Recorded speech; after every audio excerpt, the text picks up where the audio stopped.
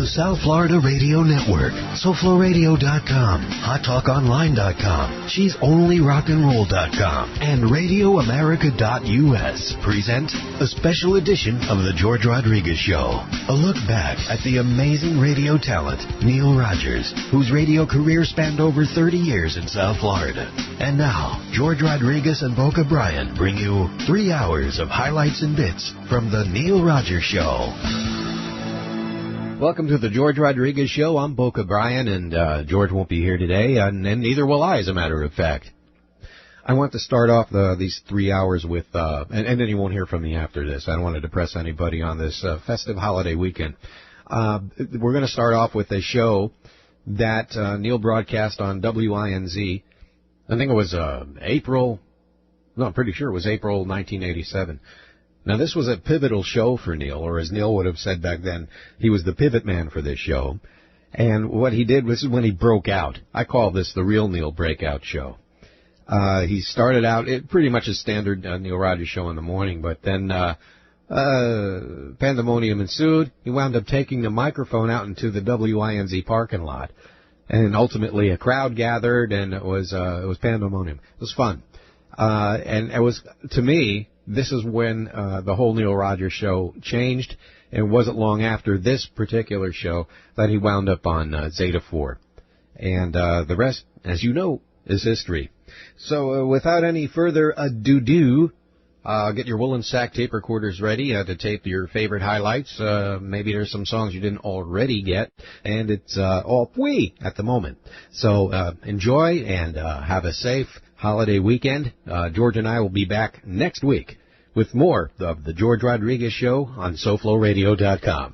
One of the things that we're hoping to accomplish today, not for any particular reason, but just for a little bit of variety, is to hear from a lot of people in mobile phones. In fact, maybe we'll just take calls for a while from people in mobile phones. How long do you think we can make that last? Till about 20 after? Quarter after? How about 10:13? But don't call yet, because we haven't really said anything yet, right? Well, although if you want to, that's okay with me, because at 35 cents a minute, look at all the money we can make for the phone company. So if there are any of you guys, because I know that we only have one woman who's got a mobile phone. What a sexist thing that whole business is, right, about mobile phones? The men, all the yuppies and all the suits have the mobile phones. The males, the women's suits, they haven't got anything, which is really bizarre. I don't know what the hell that's all about. But anyway, one of the other things I really wanted to get into, how many people in the audience just finished watching Donahue this morning? And I think he taped that about a week ago, am I correct? Something like that, a few days ago in Fort Lauderdale. And boy, I'm telling you, just what we need, more great publicity, right? America continues to look down upon us, and I do mean look down, and realize what a bunch of aberrant douchebags there are in this community. I mean, we have got more per square inch than you're going to find anywhere. All those brilliant businessmen in Fort Lauderdale, man, they're just brilliant. Where did everybody go? What happened? You know, they don't want young people. They certainly don't want very old people. They want the perfect demographic. They want it's kind of like the contest that we're running. You know, they want the perfect body and the perfect demographic and all the perfect body parts and how big they're supposed to be, and they expect them to all be in the right place. And if you're not in that category, man, don't come to Fort Lauderdale, because we don't want you here. That's the bottom line. And that's why next year in the spring, you know, you'll be able to drive cannonballs up and down A1A, because there's not going to be anybody there, including most of those business people, because they're all going to be out of business. Do you think there's anybody in the audience here this morning, or are they in a coma again? I was planning on doing a good show today, but if they're going to be lethargic, trust me, we'll save the good stuff for tomorrow. And by the way, speaking of tomorrow, is that going to be some kind of a show? We have that genius from the FCC up in Washington who's going to be on the phone with us the first hour, and he's going to give us the outcome of today's hearings on the Howard Stern show, and there are 2 other shows that are under investigation because of their content or language or something like that. And we're going to find out about that tomorrow. And also, we're going to have delineated for us, is that a big enough word for Taffy? They're going to delineate the guidelines for what we can and cannot say on the air. That's from 10 to 11. And then from 11 to 2, we're going to say everything that they tell us that we can say. And I mean that. In other words, this guy better really let it all hang out from 10 to 11, because anything that he says is verboten. Fine, we'll write it down and we'll put it on the ceiling here and we'll make sure that nobody says it. But anything shy of that, good luck to him. I think those people in the mobile phone should be calling now, don't you? No, I'm not asking you to check because there's nobody calling, but I think that really they ought to be on the line. The only problem that's going to be with this is that if we put them all on hold, Oh, I see. I never thought about that, because most of them are a bunch of cheapskates anyway. They're just a bunch of suits trying to impress everybody, but they never use those phones.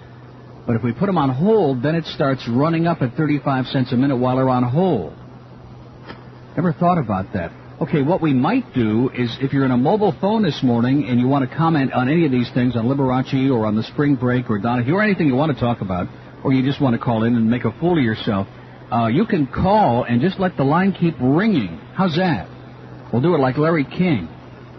Only I'm not quite as ugly as Larry, but we'll try to work on it anyway. We'll use a good imagination. By the way, did you see Jicka's column the other day in the Miami News about how Larry King may be adios in May in South Florida? This is his hometown. And evidently, now that IOD is dropping his show, it would appear that nobody else is going to pick it up. And that's because he owes everybody here so much money that they don't want anything to do with him. It's incredible. Okay, let me see those lines. Look at that. They're flashing like a Hanukkah bush. I can't believe it. Let me get the numbers out, and what we'll do is we'll answer them one at a time. Now, what if they're not on mobile phones? What are you going to do, just hang up on them? Good. Kyle said, absolutely. We're just going to hang up on them and get rid of them. So here are the numbers, and again, if you're in a mobile phone, you let it keep ringing, and then when we're ready to get to you, boy, this could be a whole new format for a new show on this station. 624-0191. See, I was really impressed because all the lines were ringing. Now everybody in Dade County disappeared again. 624-0191, and in Broward, 764-0707. I mean, can you follow this, or is this a little too complicated for you folks? I know that I have to draw a diagram, and it's hard to do on the radio. Look at that. All the lines are flashing there. It's incredible. And I'm going to tell you, if this is not Liberace, then I'm Moishi Pupik. No question about it. I can't believe that picture. It's unbelievable. Okay, caller on line 2 says he's on a mobile phone. Is that true, sir? Yes. Okay, Kyle doesn't believe you. All right. I heard you talking about trying to, Fort Lauderdale is sort of running people out, running business out. They had a plant show here a couple of weeks ago. I tried to call. No, wait a minute, sir. The plant show's on WIOD on the weekend. I know, it's your program. I understand. The radio doesn't change. It was just somebody else. Anyway, they had a plant show at War Memorial, and they were, having people come over, and you buy plants, and you put them around your house, your apartment, etc. The city of Fort Lauderdale has come over to where I live, and they said that you can't put any plants outside your apartment or your home or anything like that. You're not allowed to have anything outside of your door. How about a welcome mat? Is that also illegal? I don't know where they'd like that. In other words, it's only all right if it says kids go away. Then it's okay. In other words, you're to live in your apartment like death row. Nothing outside your cell. Not exactly. In fact, what they're doing, instead of placemats outside, they're having Prentice Rashid mats outside the door, so that if anybody plans on going out, they'll only do it once. That's it. Well, I had, as a matter of fact, along that line, so that people wouldn't break into. We live up on the second floor, and there's nobody that pays any attention in the building that we live in. And I had some metal shelves that were fit up against the wall that I had my plants on. And the purpose, one of the main purposes, was so that they couldn't break into the window. In other words, the shelves would be in front of the window, and the plants would be on the shelves, and it would be somewhat discouraging, or rattling around with them would cause some disturbance. Are you really spending 35 cents a minute to tell me this, sir? Absolutely. Well, I'll tell you, you're really a hell of a big-time spender. You're the kind of guy they need in Fort Lauderdale. Well, I feel the city is running me out. I've lived here 27 years, and I feel that living in Fort Lauderdale today is like living in Nazi Germany years ago. Exactly. No question about it. Exactly. And the people that I speak with, they seem to, they pick up, even when you talk to people. I went to Orlando this weekend, and people there, you couldn't move. The traffic, the business, the kids, I mean, the streets were loaded. Businesses were booming. And I think what it is the business that they've run away from here has gone to other places, such as Daytona, Orlando, Wait a minute, did you say Orlando? Didn't you read Bob Rubin's column in the Herald Sports section this morning? Poor Bob is all upset. Orlando's Miami bashing is Mickey Mouse, he says. Poor Bob. They're picking on us, Bobby. I'll tell you something. This is such a Bush League town here. It's unbelievable. And Bob Rubin epitomizes everything that's Bush League about South Florida. He's just like Ed Pope. He likes to think that he's writing in New York, and here he is in Miami, where all we have is the Dolphins, and he likes to think he's a real sports writer. I pick up, I'm a radio freak. I listen to the news on the radio. I don't really read the paper, so I must say that I'm not a sports fan. I don't, they never was good at sports, and I could watch a fight or something. What does that mean, sir? You used to skip gym class a lot? What are you trying to tell us? No. I'm not a sports person. I don't read the paper. For that, I listen to the news. I listen to whatever I want to hear. I watch it on the news media, and I catch most of it on the radio. Even late at night, 2, 3, 4 o'clock in the morning. I'm listening to. Well, what does this have to do with the price of peas in Fort Lauderdale, sir? What does that mean? Why are you telling me? I didn't want to beat a dead horse. Didn't want to beat a dying horse. Fort Lauderdale. Well, you're sure doing a hell of a job of it, I'll tell you that. I mean, you're at the top of the stretch and your legs are going in reverse. You're going to be at the quarter pole any second, sir. Well, I can tell that you're like some of the horses I bet on at Calder. Don't you ever pick any winners down there? Every now and then. I think twice last summer. It was pretty good. Well, when you go to the dog track, the horse track, or highlight, there's no winners. There's no winners. It's, if you like to gamble and you have money, you want to go for entertainment. I don't think there's many winners. I'll tell you one thing, you sure are covering a lot of ground in a short period of time. I mean, you're really touching all the bases. Fort Lauderdale, it's the pits. I think Fort Lauderdale is going to be worse than Miami. Really? Absolutely. Yeah. Well, they have that new project called Graveside coming up in Fort Lauderdale. I'm not aware of that. Yeah, it's going to compete with Bayside. Graveside. Well, I can tell you that they outbid Hallandale for it. If the attitude of the city of Fort Lauderdale continues, there's not going to be anybody here.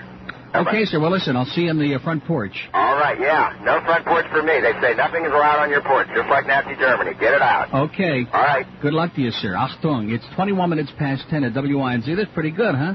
See, this is a situation we only need one call at a time, right? We have John Hinckley and Bonnie and Clyde in the control room. Okay, I can't believe that we have a real degenerate on the phone here. Hello. Hey, how you doing? Marlon, what's going on? Are you in or out? Well, we're going to get in and we'll get out fast as we can. All right, we're live in downtown Miami in about an hour. When the spermets, the costumes on with myself, we're going to be passing out the happy sperm. So to speak. You got it. From 11:30 to 1:30. Okay, now where's this going to be? Downtown? Downtown Miami, all along Flagler Street, around the courthouse, or up to probably as far as Biscayne. Oh, yeah, right under that new erection downtown. You got it. Incredible. And we'll probably check back with you in between 11:30 and 1 to let you know how it's going. Okay, well, Marlon, we always said around here that you couldn't get arrested, but I think you're out to disprove that today. I got a feeling something's going to happen. Okay, great. I'll be dressed as a giant condom. Really? Yes. Well, we sent Kathy West down there to see. We gave her a little instruction here the other day, so I'd watch out for her. We heard she was coming. 2 fingers. I hear you. Okay, Marlon, good luck to you. I can tell you. Okay, 25 past 10 at WINZ. There he is, Mr. Sperm King himself. And we have a caller on line 4 on a mobile phone, we presume. Hello. Are you there? Now, see, a cheapskate. He probably figured we put him on hold. Okay, let me give those numbers again, because this was going to work real well, but I have a feeling, like a sinking feeling in the pit of my stomach, that we could have just shot the whole deal. In Dade County, 624... I mean, this is too complicated for you, isn't it, folks? It's much too complex. When we don't want people on mobile phones, they're a pain in the ass. They get on here, every now and then. We got to go to them first because they lay a guilt trip on us because it's 35 cents a minute. And if we put them on hold, they start getting bent out of shape. But when we invite them, when we go to extraordinary lengths and invite them and even set up a whole special deal for them on the phone, they can't figure it out. Neil? Hello. Let me say it again. Hello, sir. Yeah, I wanted to... Speak up, sir. Turn the radio off. Radio since they... Oh, man, is this guy a winner? Go ahead, well, listen, sir. I haven't listened to AM radio since they threw Dick Biondi up the air in Chicago in 1964 for telling a joke that probably was pretty bad then. I remember that. I remember when Dick Biondi disappeared in Buffalo at WKBW. Well, he was my idol when I was in high school. Really? Well, that explains your present mental state, sir. Anyway, since when I came to Florida, that's not what I want to say. I leased a truck a couple of months ago that came with an AM radio. And wait a minute, you leased a truck? Yes, I leased a truck. That's what I meant. I'm in a truck. What are you doing, robbing a bank this morning, sir? What is it that you're doing? Delivering plants. Another plant guy. Oh, this is good. The guy from IOD must be looking for a job. Delivering plants? I leased a truck that came with an AM radio. Yeah. And since I don't speak Spanish, I went to the dial, and that's how I found your show. You were desperate. And I want to tell you I've been a loyal listener ever since then.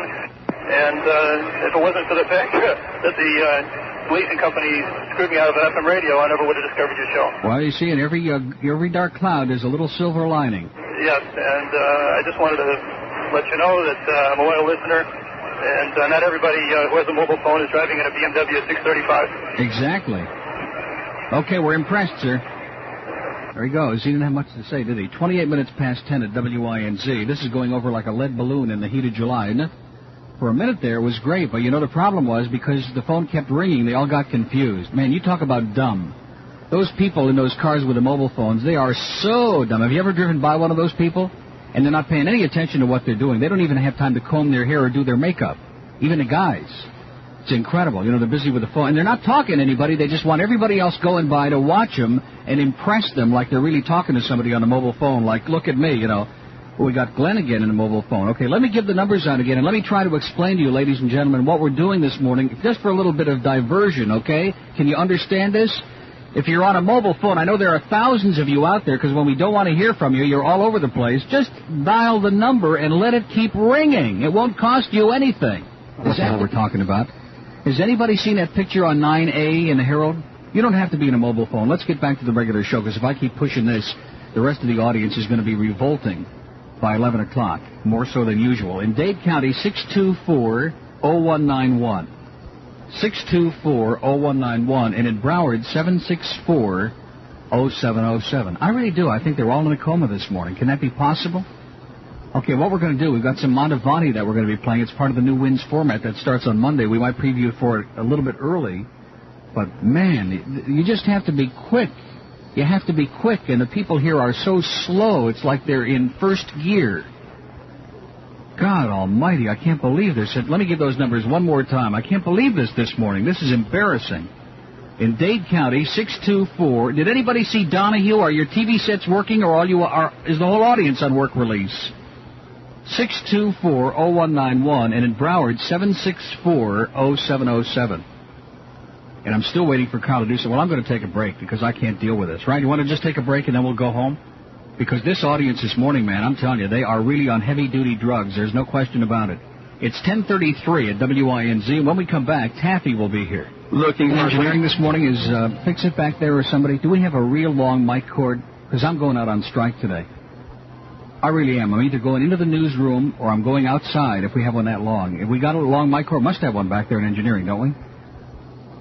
I'm not joking. I'm serious. I'm leaving this room because I'm not going to deal with these people, with these deadheads on the phone. They're all flashing, and then I look down, there's like 2 calls, and then they're flashing again. You know, put away the raincoat, will you, pal? I mean, let's get serious here already. I am not going to sit in the studio and be a prisoner of this stupid telephone. I mean, just out of the clear blue again, here it is, another Thursday, and they're all in the twilight zone today. We had to just pick our brains out to get a couple of calls on mobile phones, and now we're going through another whole syndrome altogether. Is there anybody back there in engineering? I see a little light on. Is that the Christopher candle he's got on back there, or is that a light bulb? If there's anybody back in engineering, we want one of those real long mic cords. And is it decent outside? Seemed to me it was pretty nice when I came to work. Sun is shining. Maybe we could put a little chair out there in the back. My watch is right on target. We'll take the log, and we'll interview some of the birds in the backyard. No more mobile phones. Tell the guy to get lost. Is that you? Yeah. Are you on a mobile phone? We don't want to talk to you now.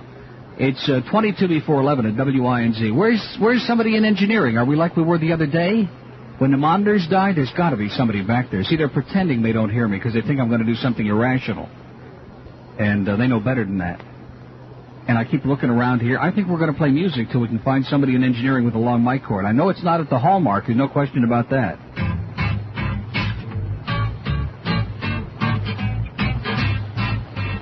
Wife left town with a banana, loves a rotten deal. Found that yellow devil hiding in her purse. He's cold and he's hard, but he's got appeal. I hope it never happens to you. Some fruit breaks your marriage in two. My wife left town with a banana. My baby's slipping away.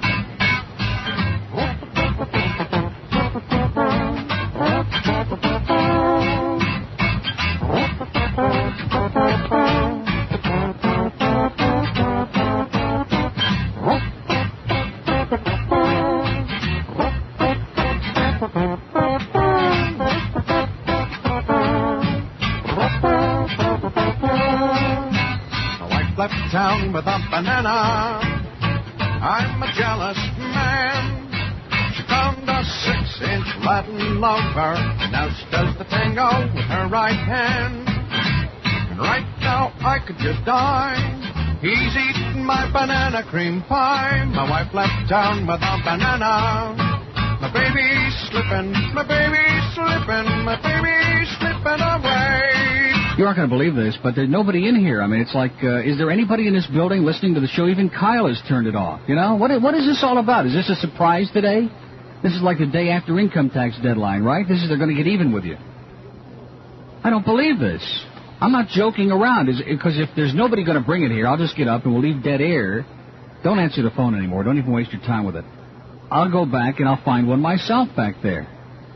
See, he's insisting on answering the phone. He will not listen to the show. It's like on a different wavelength. I don't think we're even on the air this morning. This is a dry run. I'm not going to talk to those nerds. Screw them. I've been waiting 35 minutes, and they all just can't make up their mind. They can't get their act together this morning. They must have a new game or something going on today. I can't believe it. They're not even calling. Oh, you're calling engineering. Excuse me. Excuse me. There's nobody back there. They're out to lunch. It's 20 to 11. They're out to lunch already. There really is nobody back there?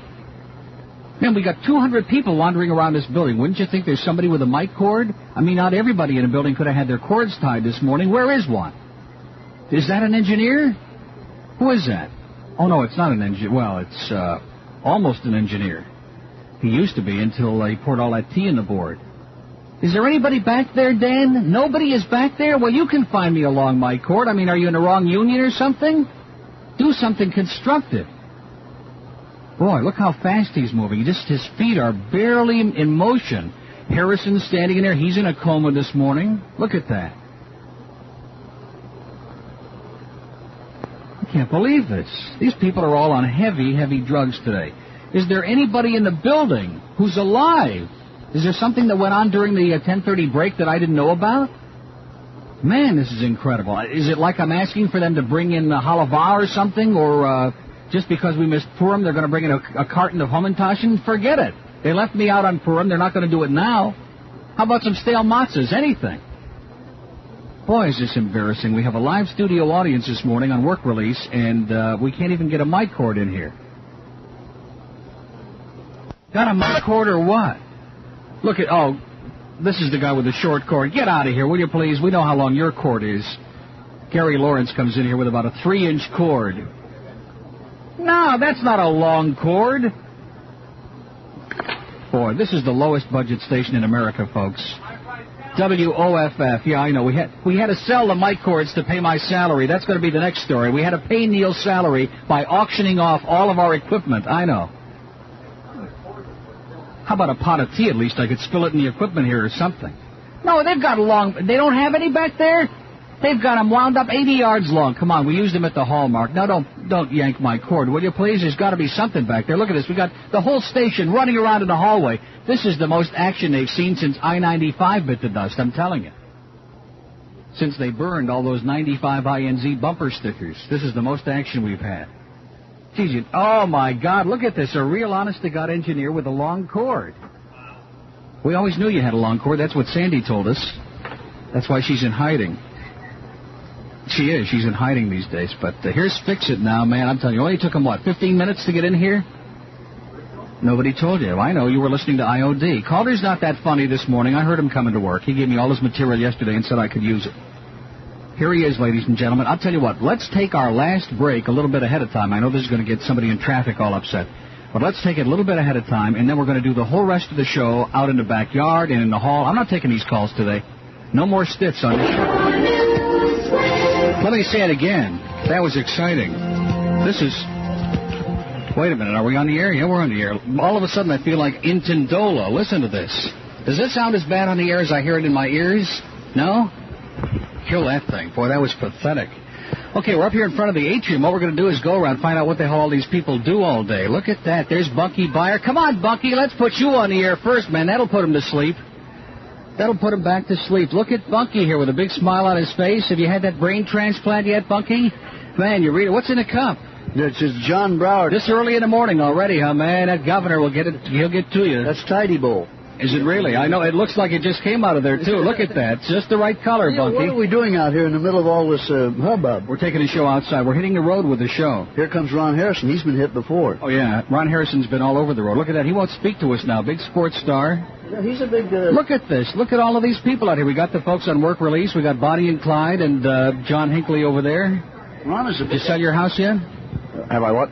Sold your house yet? No, I haven't sold. We heard about your big offer in New York. Yeah, I did get one, and it's working. I'm working on it right now, as a matter of fact, and we've got the house up for sale, and I'm in contract negotiations here to, Do you know who any of these people are out here, what they do? I don't know the names of anybody in this building. Not one soul do I know the names. They change so fast. They sent out 422 W-2 forms this year alone. Really? From employees. You know there are people who only show up twice a month here, every other Friday? You know, am I the only one who Why am I knows wearing what the... people do? You know the interesting thing about wearing these headphones? Look what they're connected to. Yeah? Nothing. You know what these people do? We're going to put it inside of Bunky's brain, though. That's going to be good. You know what these people do? They pick up. Are you still living, or are you stuffed? No, I thought I'd come out here and just act like the rest of the talk show. Well, there you go, your demographics. Yeah, get out of here, Bunky. Oh, we're going to use the cordless mic now? Pick up your mail. I'm going to go get the mail in just a second. What are you doing with that, Max? It's a wireless mic. Yeah, I saw where you got that. Okay. Boy, this is going to be good, but this hour's a little disorganized. I think we may get rid of the phone altogether. How far is this going to reach? Because I want to go outside on the lawn. We might go and interview Gary Lawrence before the show is over, too. Is he in there? Or is he working on the FM? Oh, that's it? That's the end of my cord. Are we going to use the micless mic? That would be good. I'm going to go out on 47th Avenue with that. How far will that go? Find out. Oh, find out? Okay. He's listening in, too.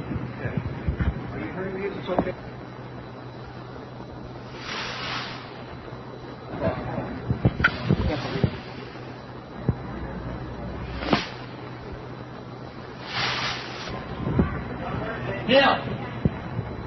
Not working.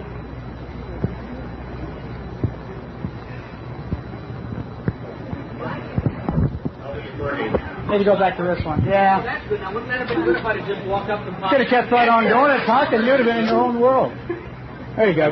What's wrong with this? Go check it out. Will you please fix it? It's probably turned off. It's working. Oh, it is working. Now it's working. Yeah. Helps to turn it on. High-class engineering staff, folks. We just turned it on. We're going to go into Gary Lawrence's office a little later, hear about the new format on the FM next week. That'll be good. Now we're out here. This is what it's all about.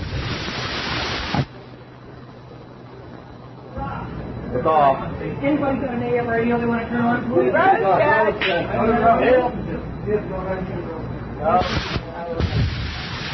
Well, how about now? How far can I go? Can we get a chair out here? Can I do the show in a chair? Yeah, bring a chair out here and I'll get a little...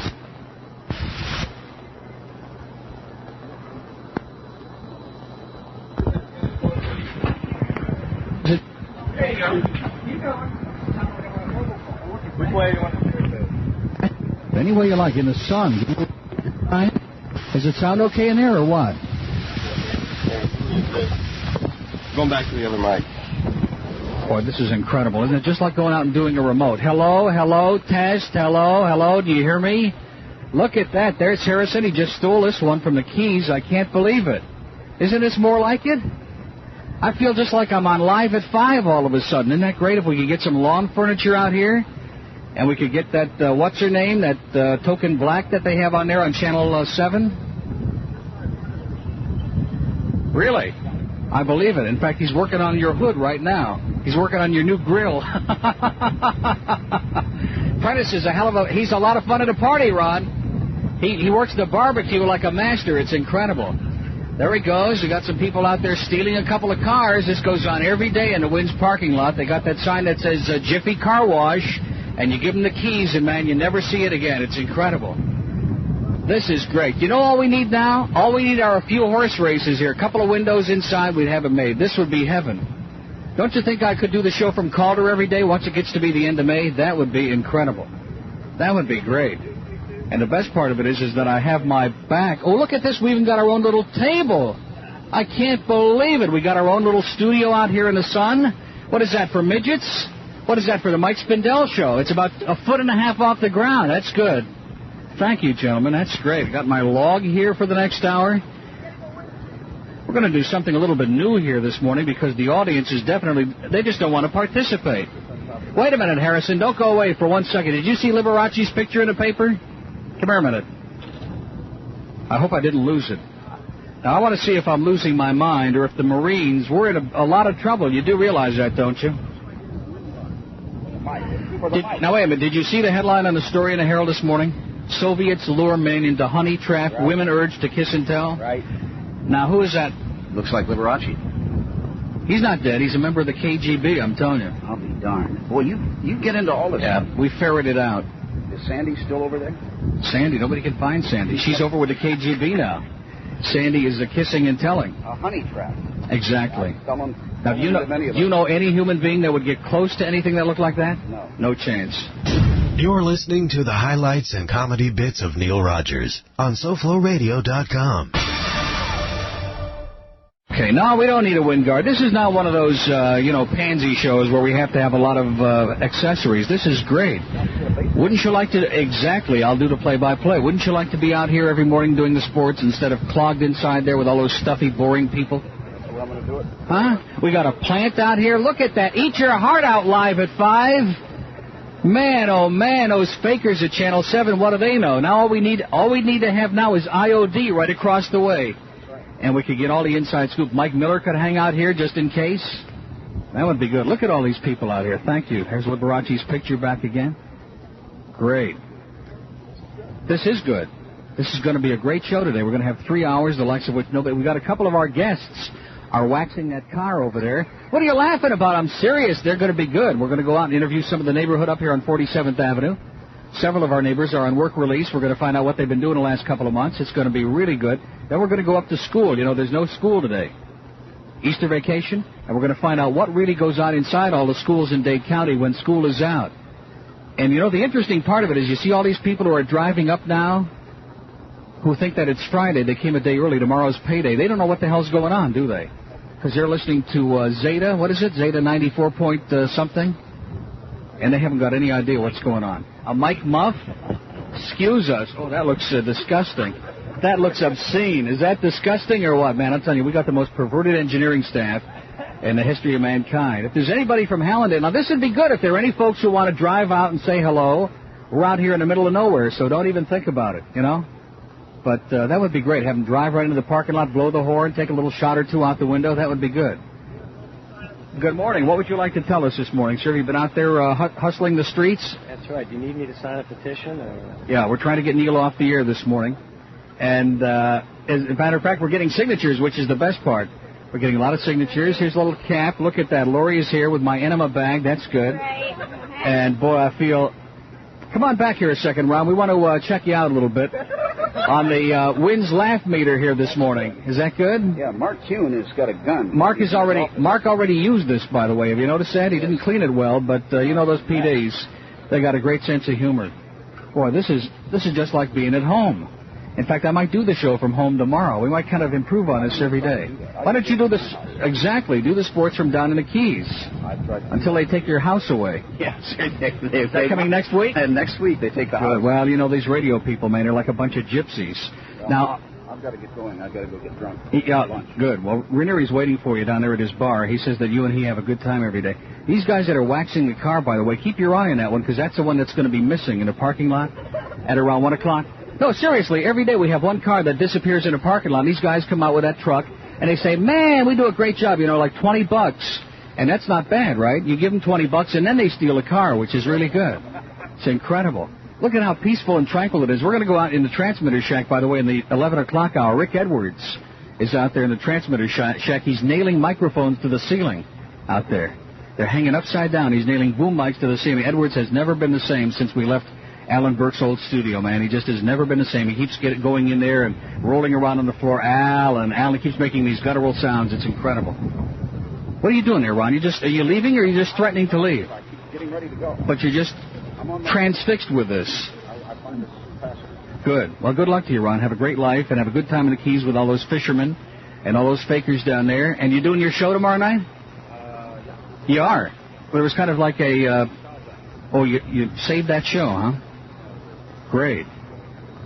No, I know what time it is. Here, what do you think I am? Some kind of a cheapskate? I got a Timex watch here. Here, look at the time, Look at the time. Time is wasting. Don't sweat it at all. Mike Wolf is sitting there in the news booth right now. We've got our atomic clock going by Timex. And Mike has got the headlines, and then we're going to go to CBS at the top of the hour. They do the news inside there at CBS. And then we'll come back. Listen to that. That's Ron's Toyota, by the way. There he goes. Attaboy, Ron. Watch out now, Ron. Okay, and then we'll come back with hour number 2 from the WINZ lawn at 11:06. Back to Neil Rogers on 94 News WINZ. If you'd like to call Neil, dial 764-0707 in Broward or 624-0191 in Dade. And now, here again is Neil Rogers. I want to tell you something. This engineering department is sharp as a matzo ball. It's incredible. They bring a clock out here in the front lawn, and the minute was perfect. The only problem was it was on standard time. But we don't nitpick here at WINZ. We don't get into all of that. All of those intricacies. Excellent. Fix it. It's so good that it's beyond belief. That's it. Bring it down to Mike Spindell's level, about 2 feet off the ground. That's perfect. And we're broadcasting from the front lawn, and as soon as these guys get through washing the car, we're going to interview them. Is that other mic working? Not too well? It'll work. Because I want to kind of, but it won't, how far will that go? All the way out there, like out on 47th Avenue? That would be great. I want to go out and see if I can get mugged on the air today like Jerry Williams. Look what it did for Jerry. Anyway, we got rid of all those pain-in-the-ass callers today. We dumped the telephone. Who is this guy driving in here now? This ought to be good. This will give you some real insight into the business here at WINZ, because we've got like 400 people that work here. We don't know who the hell any of them are. And like every other Friday, they show up and they collect a paycheck. And hey, look at that guy. We saw him a couple of weeks ago. Yeah, what does he do here? And nobody knows, you know. Goes all through the building. And then a little bit later, we'll go into Gary Lawrence's office. And we'll hear Gary. Gary's probably getting the latest breakdown on the FM numbers, and that's why he looked like he had tears in his eyes when I saw him in the atrium this morning. But, you know, it takes a long time. Another engineer. I can't believe it. Look at this. Another engineer. We got like 40 engineers here at WINZ. We got engineers from WSNooze and from IOD. We have engineers from every station in the market. In fact, some of them, I think, are still working for the other stations. Good morning, Richard. Nice to see you. There he is with his briefcase. Got a little bomb in there he's going to put in the FM transmitter before the end of the day. Good thinking. Excellent. That'll give him some attention anyway, a little bit of press. And we're just going to kind of sit here out on the front lawn and talk about the weather. This is great. Is this great? Great. Do you want to give a little plug to Sunrise? Sure. Good morning, Neil. We've really enjoyed watching your show. What do you mean watching my show? It's on the radio. Watching your show is better than listening to it, especially this morning. Well, that isn't any plug for Sunrise. I want you to say something positive about Sunrise. What is your position again? I'm the administrative assistant to the mayor in Sunrise, Mayor Hoffman. I am so impressed, you have no idea. I don't know what to say. And Sunrise is solvent since you got John LaMello out of there? Boy, is it ever. It is an exceptionally fine city and where everyone would want to move. I wouldn't go that far, but boy, that's good PR. Excellent. Neil, where do you live? No, let's not get into that on the air. I keep moving around to be anonymous. No way, Jose. I'll pass on that. Look at that. Got a little soda here. Man, I haven't had service like this since the Diplomat Mall, since Sonny Rosenberg tinkled all over my knee. That was incredible. And look at that. 10 minutes after 11, we got our own clock. We have a plant out here. I think it's a fake, but it looks pretty good. And the birds are chirping and the dogs are barking out in the parking lot. This is what we've needed at WINZ for a long time. And I think maybe starting tomorrow in the 11 o'clock hour, we've been saying the show's for the birds for a long time. That's true. Is this working now? I don't know. How about if we use two of them in stereo on compact disc? Kyle's going to get all upset because he doesn't know which one we're using, right? Well, we're going to go to this handheld mic. We're going to do like Oprah, and we're going to go up and down the block saying, you say what? You say what? Up and down 47th Avenue. Kill the other one. Are we still on the air? Boy, it sounds pretty lousy to me. I'm getting off of that. It was a nice idea while it lasted, but I don't want to start doing one of these short-wave shows, okay? When we get down into the ones again, then we'll start doing like short-wave. You know, that sounded like we were on a mobile phone or something. What happened to Dan Slade? Dan was going to come out and do some of his shtick here. Would he disappear? Oh, it's the Rasta Jew just came out here. I can't believe it. Who's that, Dan? Yeah, Dan hides in those dark caves. Buenos dias. Shalom, brother. You notice how far he runs away from me? He won't come near this microphone. Why not? He's got his mezuzah on. He's eating his Passover matzahs. He's got the only black matzahs in the whole building. I can't believe it. I got nothing to say to you, man. Got nothing to say to me, man. Oh, okay. Boy, oh boy, these Jamaicans, man, they are so sensitive. They're so testy. It's unbelievable. He'll go in and smoke a spliff and he'll come back. He'll be all right. He'll be okay. Who is this? Look at this crazy driver we got in the parking lot. Who is that? Yeah, Mike is right over here. Say hello to Mike. How you doing, man? Who is that? Is that Mike Ranieri? Look at him. He looks just like Mike Ranieri, I swear to you. Huh? And he's bombed out of his skull to top it all off. How you doing, Mike? Look at that. He's got Sandy in the trunk. I don't believe it. Listen to her. Sandy, let her out of there. I hear her pounding on the trunk. Mike, my sugar cookies, Mike. Is that incredible or what? Did you really? Good morning. Well, listen, let's get a parade going up here. Let's see if we can't get some other people going. Go up and down the block blowing a horn. You'll probably get shot in this block, but good luck to you, sir. Okay. Look at that. We got a live drive-in audience. You heard of drive-thrus at McDonald's and Burger King. This is the only drive-thru talk show in America. I'm serious. Look at that, just like Howard Stern over here. I can't believe this. We've got a drive-thru. That was like a legitimate listener, right? Does anybody know him? Does anybody know any of the people in here? That's the question. Okay, Dan, this is your big chance in the sunlight. What would you like me to talk about? Anything you want. You know, anything that'll kill some good time. We're not. I tell you one thing. No matter what, come hell or high water, we're not going back in there today. I mean, between now and 2, if we have to make guttural sounds. In fact, we might attract a pretty good crowd out here if we made guttural sounds. Well, we have plenty of people to do it. I think we should do our next Thursday show. It is Thursday today, I guess. From a mobile phone going down I-95. What do you think? Hey, that's a good idea. And we could go out the Dolphin Expressway. Here, look at this. It looks like Mario Andrade coming in here. Oh, no, that's one of the news cars. It's Don Andrade. Who is that? Oh, it's Jim Loney. Oh, he doesn't speak to us. Ooh, Jim Loney just came in. We better get serious now. He pays the insurance for the news car personally. Since he did that series, he's very attached to that subject. Come on, Dan, get serious. Wouldn't it be great? Are there any neighbors? Now, these people out here can't pick anything else up. You do realize that, don't you? We even come in on their fillings, on their golden fillings. I'm serious. We come in on the fillings on 47th Avenue. I have a feeling that clock just stopped. I think that's when your retainers came out. The clock just stopped. If there's anybody listening up here on 47th Avenue, we invite you to come on. Well, I'm not so sure about that. You saw all the burglar bars, haven't you? My God, there are more burglar bars on the street. In fact, you almost get the feeling that they're in business, that they're selling them. Now, who is that just drove out of here? I noticed she's listening to Zeta, I guess. She doesn't even know where we are in the dial. Does she work here? That I don't know. You think she's a salesperson? Oh, she's definitely a salesperson. AM or FM? BM? I can't believe today. We might actually find out who the hell some of these people are that work in here and pick up a paycheck every other week. As I started to say, if there's anybody on 47th Avenue right up here in front of the station, I know you can't pick up anything else. I think some of these people are listening to QBA, don't you? We have some Cuban neighbors? That's a good possibility. We are in Miami. No, we're not in Miami. We're in Carroll City. We do not be in Miami. We be in Carroll City. There's no question about that. We have a lot of black neighbors up here in this neighborhood. That's why Taffy comes by helicopter every day. Abrera. There is somebody approaching the gate, ladies and gentlemen, right now, even as we speak. Look at that. It's Sandy Payton. Sandy is coming in. Boy, this ought to be exciting. We're going to get the story behind the story. Who is that just drove? Oh, that's part of the WINZ post office there on the way. Somebody's coming up here on a bicycle. 2 kids on a bike. Look at that. It's John Hinckley Jr. and James Earl Ray. I can't believe it. Along with Ted Bundy. And Ted Bundy. Okay, that's our kind of crowd. Now they're turning back. They only got as far as the gate. They're still looking for I-95, those kids. Do you remember the days when we had I-95 and all the kids used to come flocking into the building? I remember those days. Oh, the good old days, man, when we actually had people listening to the FM. You know what would be good? I remember the first day I came to work here and I looked in and you used to be able to see in the windows. They used to have the lights on. Now they're too embarrassed.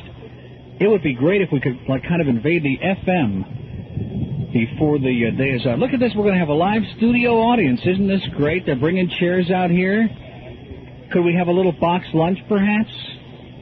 We could bring out some of that lasagna from the cafeteria. That would put these people in a good frame of mind. No matter what we did, they'd enjoy it then. Look at that. We got chairs for our work release guests here today. That's good. Excellent. I wouldn't sit on the one that says Prentice Rashid on it, by the way. That grill. That's why they call it the hot seat. Trust me. Well, I don't think we're too big on 47th Avenue. We might be big on Fairfax Avenue, but we're not too big on this street. But we're serious, folks. I mean, we don't bite. Trust me. We do have electrified seats on the chairs, but other than that, please, we invite you to come up here and say hello. We'll put you right on the radio. We'll make you instant stars. Now, they're just a bunch of degenerate kids out there on bicycles with hand grenades waiting till we take the break. And, of course, if we have any other motorists in the Carroll City area, I'm sure you know where the station is. You know what we ought to do? I have a great idea. In my car, I have a box full of those Happy Sperm candles. Okay. Now, why do you all have such a tentative look on your face like I'm going to say something dirty or something now? All I'm saying is that what we'll do is we'll give them away.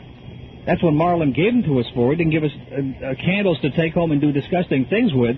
He gave us those candles to give away to some of the listeners. So what we'll do is I'll get them out. I think I got about a dozen of them during the commercial break, and we'll give them away to the first dozen people that come in and drive through our... Now, see, there's one good thing about being out here, and that is we're almost anonymous. We're in the middle of nowhere, and there's a lot to be said for that. There sure is. And, Neil, just to follow up on that, there is a car out at the gate. They're now getting out of the car. They now slam the door on the car. They could possibly come in. They could be our first Happy Sperm. Why are they parking about 400 yards away? Is there some reason for that?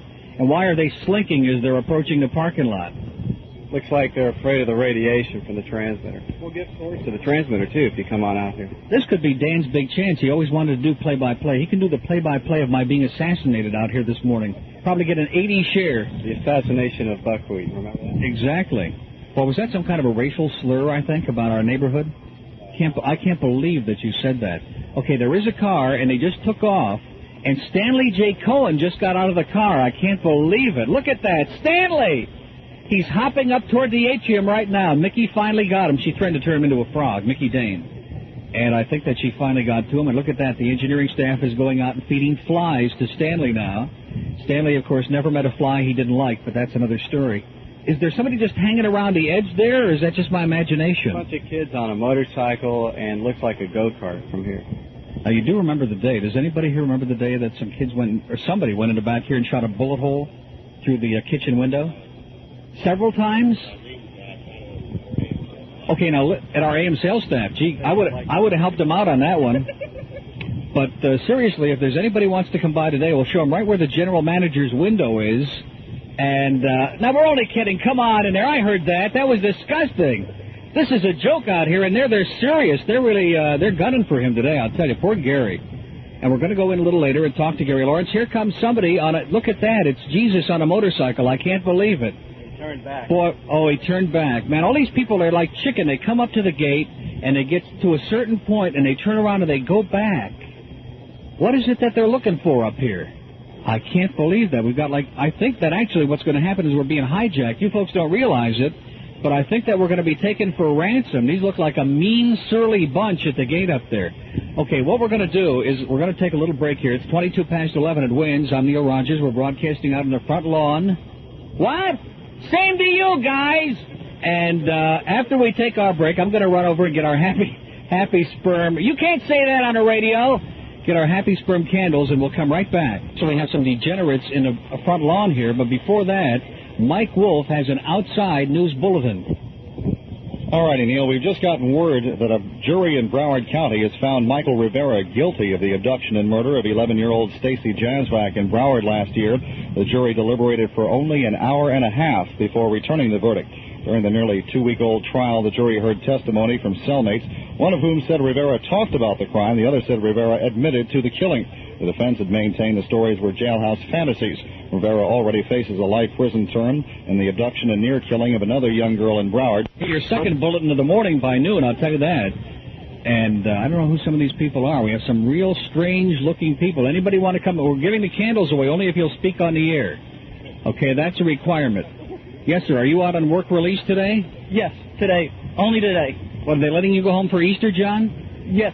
Yes, but I only... By the way, the president's going to be coming by at noon. Well, they told me I have to see Gary Hart first. No, you have to see Gary Lawrence first. Okay, there you go. There's your happy sperm. Have a good time with it. Who the hell are all these people? What is going on here? We've only got about a dozen sperm. Some of the people inside are going to have to work on a few more, I'll tell you that.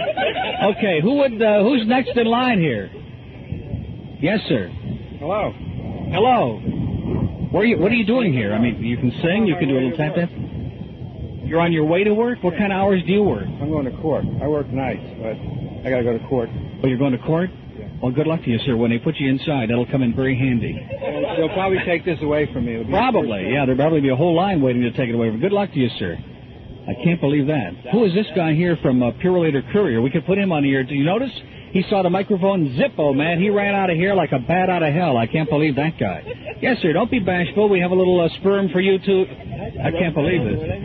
I rushed right over what I heard. Have you had a shortage lately, or what is it? No. I was on my way getting Easter food. I'm Polish, and we get Easter food. It's kind of different. And I said, hey, I'm right by there. Might as well drop in. Maybe give my band a plug. Which is? The name of my band is Stiff Richard. Did you say that on the radio? Stiff Richard? Yeah. Stiff Richard. Is that like Little Richard? No, that's like stiff, as in, if it ain't stiff, it ain't like right. I said, like Little Richard. Great. And where do you guys play? Anywhere that'll pay us. Don't they have a word for that? We're cheap. Yeah, no, that's prostitute. I think that's what that is. Yeah. Well, good luck to you, sir. I'm sure that'll come in handy. You can use that as your logo. Hey, that's not a bad idea. Yeah. Thanks a lot. Stiff Richard and a Happy Sperms. That ought to be good. Yes, sir. Hi. How are you? That's good. I heard you already, so I figured I'd stop. You heard we were giving away something free. Isn't that the real reason, sir? Definitely. No question about it. That's the point. If we were giving away Sweet and Low, you would be stopping by, wouldn't you? Most likely. Use it in good health. Thank you, sir. Thank you. Okay. There goes our folks on work release. They have the ball and chain back on them. It's been nice to have you folks out. And a guy from Pure Later Courier is zipping by. He doesn't want anything to do with this because he knows we would put him on the air. He's on a schedule. And look at that. We're giving away WINZ mugs. Man, this is a high-budget show today. Use them in good health. And wash them out frequently, please. You don't know who's used them inside already. Trust me. Look at that. We got some... oh, that's good. Let's bring out all the paraphernalia here and give some stuff away. Look at this truck. Looks like they came in from Davie. It says, "We kill for pay." I can't believe it. It does say "we kill." Now that you mention it. No, this is just the... No, isn't this the guy who does the spraying inside, right? The yard sprayer. He's a yard sprayer. So he's going to spray the shell. Well, in other words, we got to smell that crap out here? No, he's not going to do that to us, would he? Okay. Use them in good health, pal. What happened to those people that were over here? Did they take off? Did they steal something? They did. Who the hell is this guy over here? I can't believe that. Look at that outfit he's got on today. The blue coat with the brown pants. Man, he looks about as sharp. You like the white floppy hat? Exactly. Yeah. Are you going to sell something today, or Well, just... I would stay around and talk, but I've got a 4-hour important client lunch that I have. By the way, I hope you go to Fridays soon, because I heard they're in a lot of trouble. Fridays that was yesterday. I was at Fridays. You see, this is Thursday. Wednesdays I'm at Fridays, and then Thursdays I'm normally at Sundays. So that's where I'm going right now. But he goes to Ruby Tuesdays. Fridays. Okay, there they all go. Adios. There goes the lady from Sunrise. Man, doesn't this beat the hell out of sitting in there with those morons on the phone? Sure does. And we have the guy from We Kill here who's here to kill the happy sperms. Is he really? Did you come by for one of the candles, or did you come by to kill? It's free. Man, listen to that. Okay, is it something we can say on the air, sir? All the time. Rich, you're a douchebag. Good. Excellent. Anybody who says that, thank you. Oh, yeah, we got some pets that we'd like you to kill, as a matter of fact, by the way. What is this? Marlon Bailey, thank you. Thank you so much. Here's a guy from Pure Later Courier wants a sperm, too. I don't believe it. Look at these people just barreling in here. Who the hell is this guy? That looks like Tom Schaefer almost. Marlon will bring all his sperms up here. Yeah, tell Marlon, if you're listening, Marlon, that would be great. Marlon's going to bring all those sperms up here. Here's a guy who looks like he doesn't need any help. I'm in the business of preventing the spread of STDs. I know. Michael Jackson record, and that's fantastic. We've been working on it for you. Absolutely. We appreciate it. Well, it's good to see you. I haven't seen you in a long time. Take care of yourself. Okay, our man from Pure Later, who was on his way out of here. That's the... What do you mean, what is it, sir? It's a happy sperm candle. We're spreading life and good cheer all over South Florida with that. Happy sperm to you, too, sir. Good luck to you. Man, look at this. Have you ever seen so many people all in one place? Who are these people? All these people in trucks are coming in here. It looks like a pickup. It looks like a 7-Eleven store. Have we got any bottles of pickled eggs inside? Man, we could attract a brown bag lunch crowd by noon here that would put everybody to shame at Tom Thumb. Wait a minute. We don't have insurance for that. We don't have insurance for that. These people are running into each other. Pretty good. Another pest control guy. Okay. Thank you. Say hello to America, sir. Hey, what's happening out there, America? I heard you got some termites here. Termites? Yeah, no, in this office in here on the end, we got just a couple of termites. Here's a little happy sperm for you. Famous sperm. Pretty cute. And if you stick around here long enough, we'll make your sperm famous, too. I got to get going. I got some jobs around here to do. What are you doing, goofing off? No. I got a fumigation job in plantation. Oh, please. I used to live up there. Do it now. Trust me.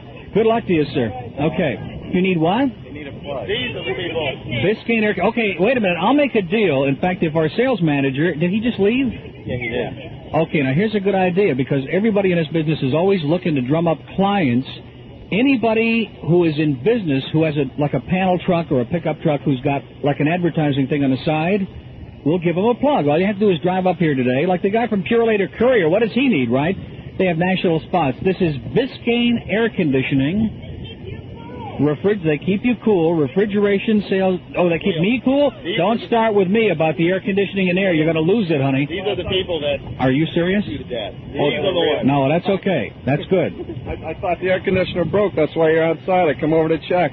She listens to the radio every day. I'm on vacation even. Air conditioner didn't break. The mental state of the callers broke. They broke down today. This was the cutting edge today. Wait a minute. Make sure he's on mic. Yeah. Boy, I'm telling you, these engineers, man, I'm telling you, they are so picky. Make sure you're on mic. This is just a little fun we're having. This isn't on the air. It is a cheap front lawn show. That's exactly what it is. Oh, my God. Lee Gillette just came. I can't believe. Now, are you in the right union to speak on FM? Now, they won't let you speak on FM, but we'll let you speak. It's a beautiful day, and I do have my AM union card with me now. You have your AM... He has his AM unit with him, he said. I don't know what that means, but that'll bring Kathy West out here. Yeah, definitely, and Glenn Hill as well. Get them all down here today. Well, that would be great. If Glenn is listening... Now, they finally got the courage. Look at these guys. Look at those guys. They look from that... Aren't they from that TV show? What is the name of that show? The Facts of Life? Different Strokes, exactly. I can't believe these guys live in the neighborhood. Come on, bring them right up here. No, we don't want to give those. We don't want to give them these things. Do we know? Cover those up. We don't want them to see those. These are young kids. We'll get accused of perverting the neighborhood. Exactly. Come on, guys. You want to be superstars? This is Zeta 94.9. By the way, that's a superstar over there that you just saw. He's a non-talking disc jockey. You guys live up the street here? Come on over. Yes. You live up the street? 47th Avenue to go to school over here on the corner? No, I go to Lake Stevens. Lake Stevens? Where's that? It's right over there by... I forget the address. Is that right over there by what? Wait a minute, Lee Gillette just stole your bike. No. See you, Lee. Hey, there he goes, man. I'm telling you, those FM people, there he goes. Boy, Kathy would sure like to see that with his blonde hair just waving in the wind. You'll never see him again. Exactly. We're on TV right now. Wave to the camera. Say hi, Phil Donahue. Hi, Phil Donahue. Hey, say hi, Oprah Winfrey. Hi, Oprah Winfrey. Do you know these guys? My brother. Yes, around the corner. Right up here. And you probably can't... What station do you listen to on the radio? You can probably only pick up WINZ. Yes. You're listening to our music? Yes. We listen to WINZ. FM. Oh, get these guys out of here. No, that's okay. That's okay. Well, look at that. Lee brought it back. It must be a lousy bike. I can't believe it. Anyway, Marlon... What's that? I drove down from Boca Raton to see you. We took our sperms, by the way. They're here. We've only got a couple of them left, but Marlon Bailey's bringing a whole lot more. There's a little something. Do they allow those in Boca? We try to sometimes. On the weekends only. Only on the weekend. That's good. We don't want to overpopulate Boca. Excellent. And do you have something you want to plug? I work for Pioneer Electronics. We're the distributor for the state of Florida. GES Distributors. Great. Giving away any free radios today? Not today. Probably tomorrow. If you're out here tomorrow. We'll be here again tomorrow at 11 o'clock. Okay. Okay, thank you. You bet. Okay. Oh, the last one. I just invited them to come back. That would be tacky if we had given it away, wouldn't it? Okay, now this is... I just want the audience to know... Oh, gee, there are more cars driving in here. Wait a minute. Is that Big Daddy in that limousine again? If he brings stale kishki in here again, I'm just going to have a nervous breakdown. Okay, there is the last one in this batch, but Marlon Bailey's bringing some more. I want to lay a guilt trip on you. You're in good health. But I'll tell you one thing. I tell you one thing, if it gets hot in there again, though, you'll be hearing from me. My wife lets me know. Okay. But so far, so good. It's like 20 below in there now. It's great. Okay, who is that? Is that somebody that works here? Is that Arlene Ross? Who is that? Oh, I need some help. Does anybody know? No, that's not Arlene. What's that? How we be able to take this? There's no cameras around here. Oh, no, it's the Eye in the Sky. Haven't you ever heard of the Live Eye on Channel 7? No, I haven't either. That's good. That's great. We're out here in our studio in the sun. This is just like Live at 5 on Channel 7. And here's a young lady who, how you doing? Good. How are you? Good. Where did you come? Well, how did you find it? Come on, you've got to speak on mic, or Jimmy Elton's going to get upset and scream at you. Listening to you on the radio. What is that measuring tape you've got on there? Is that for something obscene that you're going to do? I'm a box salesman. Corrugated box. Oh, boy. Boy, you talk about restraint, folks. Are you serious? You sell boxes? Owens, Illinois. Well, who do you sell them to? You just go up and down the street yelling, does anybody need a box? You need a box? Boy. Do you sell box lunches? Anybody inside need a box? Oh, look at that. All the women just came out of the building. I can't believe... am I right? Am I making that up, or is that true? That's the God's honest truth. My hand to Madeline O'Hare. You're listening to the highlights and comedy bits of Neil Rogers on SoFloRadio.com. This is the South Florida Radio Network. Neil Well, yeah, she has sky boxes. She has sky boxes for Joe Robbie, no doubt. Well, you know, I wish... Well, we ought to give her a cap. We don't have any more of the candles right now, but we're going to give you a WINZ cap just for being a good sport. Thank you. And if we need any boxes... Then you could sell boxes too? How about Biscayne and air conditioning? I think some of their customers wind up in a box when the air goes out. But not really, not offhand. But if anybody stops by, we'll give them your... you want to give your number? You want to give me your card? That would be great. Yeah, we're giving free plugs for business. Thank you. That's a good-looking card, isn't it? Nice. Red, white, and blue. That's all American. John Broward would be proud of that, wouldn't he? That's great. Owens, Illinois. You're Jane? Thank you, Jane. You bet. We just got word that Linda Thornton is listening, so we want to say hello, I guess, right? Well, that means Joe Johnson must be listening too, huh? That's right. Good old Joe. Are they awake yet? Ooh, I shouldn't have said that, should I? I guess not. But I did. Well, Linda, how you doing this morning? Linda, we're trying to break new ground here. We're always doing new ground, and this could be part of a long-standing phone out. Now, who is this strange guy in the, in the fatigues, in the camouflage outfit? He looks like one of Taffy's guests. Could be, or it could be a UM football player. We don't know. That could be a UM football player with a puppet like that? Come on now. Let's get serious. This guy's got a bigger... yeah, that's true. He's on a mission. He's definitely on a mission. He's coming up with the radio. He could be serious here. Well, what you'll have to do is either come back later or take a cap and be satisfied. Now, wait a minute. This can't be all the stuff we got left to give away. Yes? How about some equipment? Oh, wait a minute. Do we have some of that stuff? Are you serious? No, now those could be worth something someday. Can we give them away? Or would they get upset? Why? Why would he get upset? We can't do anything with them. They're passé. Well, that's the idea. We want to give them away because they're going to be collector's items. Don't you understand? Zeta license plates are legendary. But neither was Zeta for years. It went off the air, honey. Don't you understand? Things come back. Things come back. Just like Carol City, it died. We brought it back to life. Don't ask him. Tell him. Tell him we have a chance to get a little recognition here for that FM, for crying out loud. That would be great. Those things could be like baseball cards. They could be. We have maybe a few of them on the cars here in the parking lot, and maybe a few of the old Zeta 4. Not 94.9. Yeah, even Bill Calder has one of those Zeta things on his car. I couldn't believe it the other day. I was at Bill's house when I was waiting for our big meeting last night, and man... Okay, thank you. Wait a minute. Are we giving away some of those... You still haven't found out? Boy, are these guys slow back here. You see, you're nervous. Go in there and tell them Neil wants to give them away, and we don't want to put a lot of pressure on you, but if we can't give them away, Neil's going to leave. Okay? Nothing exciting. What were we saying before we got so rudely interrupted? About license plates, the I-95 license. I'll tell you one thing. Some of the guys we've had come by here, I think they make license plates, if you ask me. Well, the state hospital's right down the street. Florida State Hospital. It is? That's what's for the left. criminally... Oh, come on. You think I would give these away to somebody? What are those? What is this? Are we on welfare in here or what? Oh, you know what those are? Those are 94 News WINZ suppositories. Oh, yeah, that's right. These are the WINZ suppositories. I can't believe it.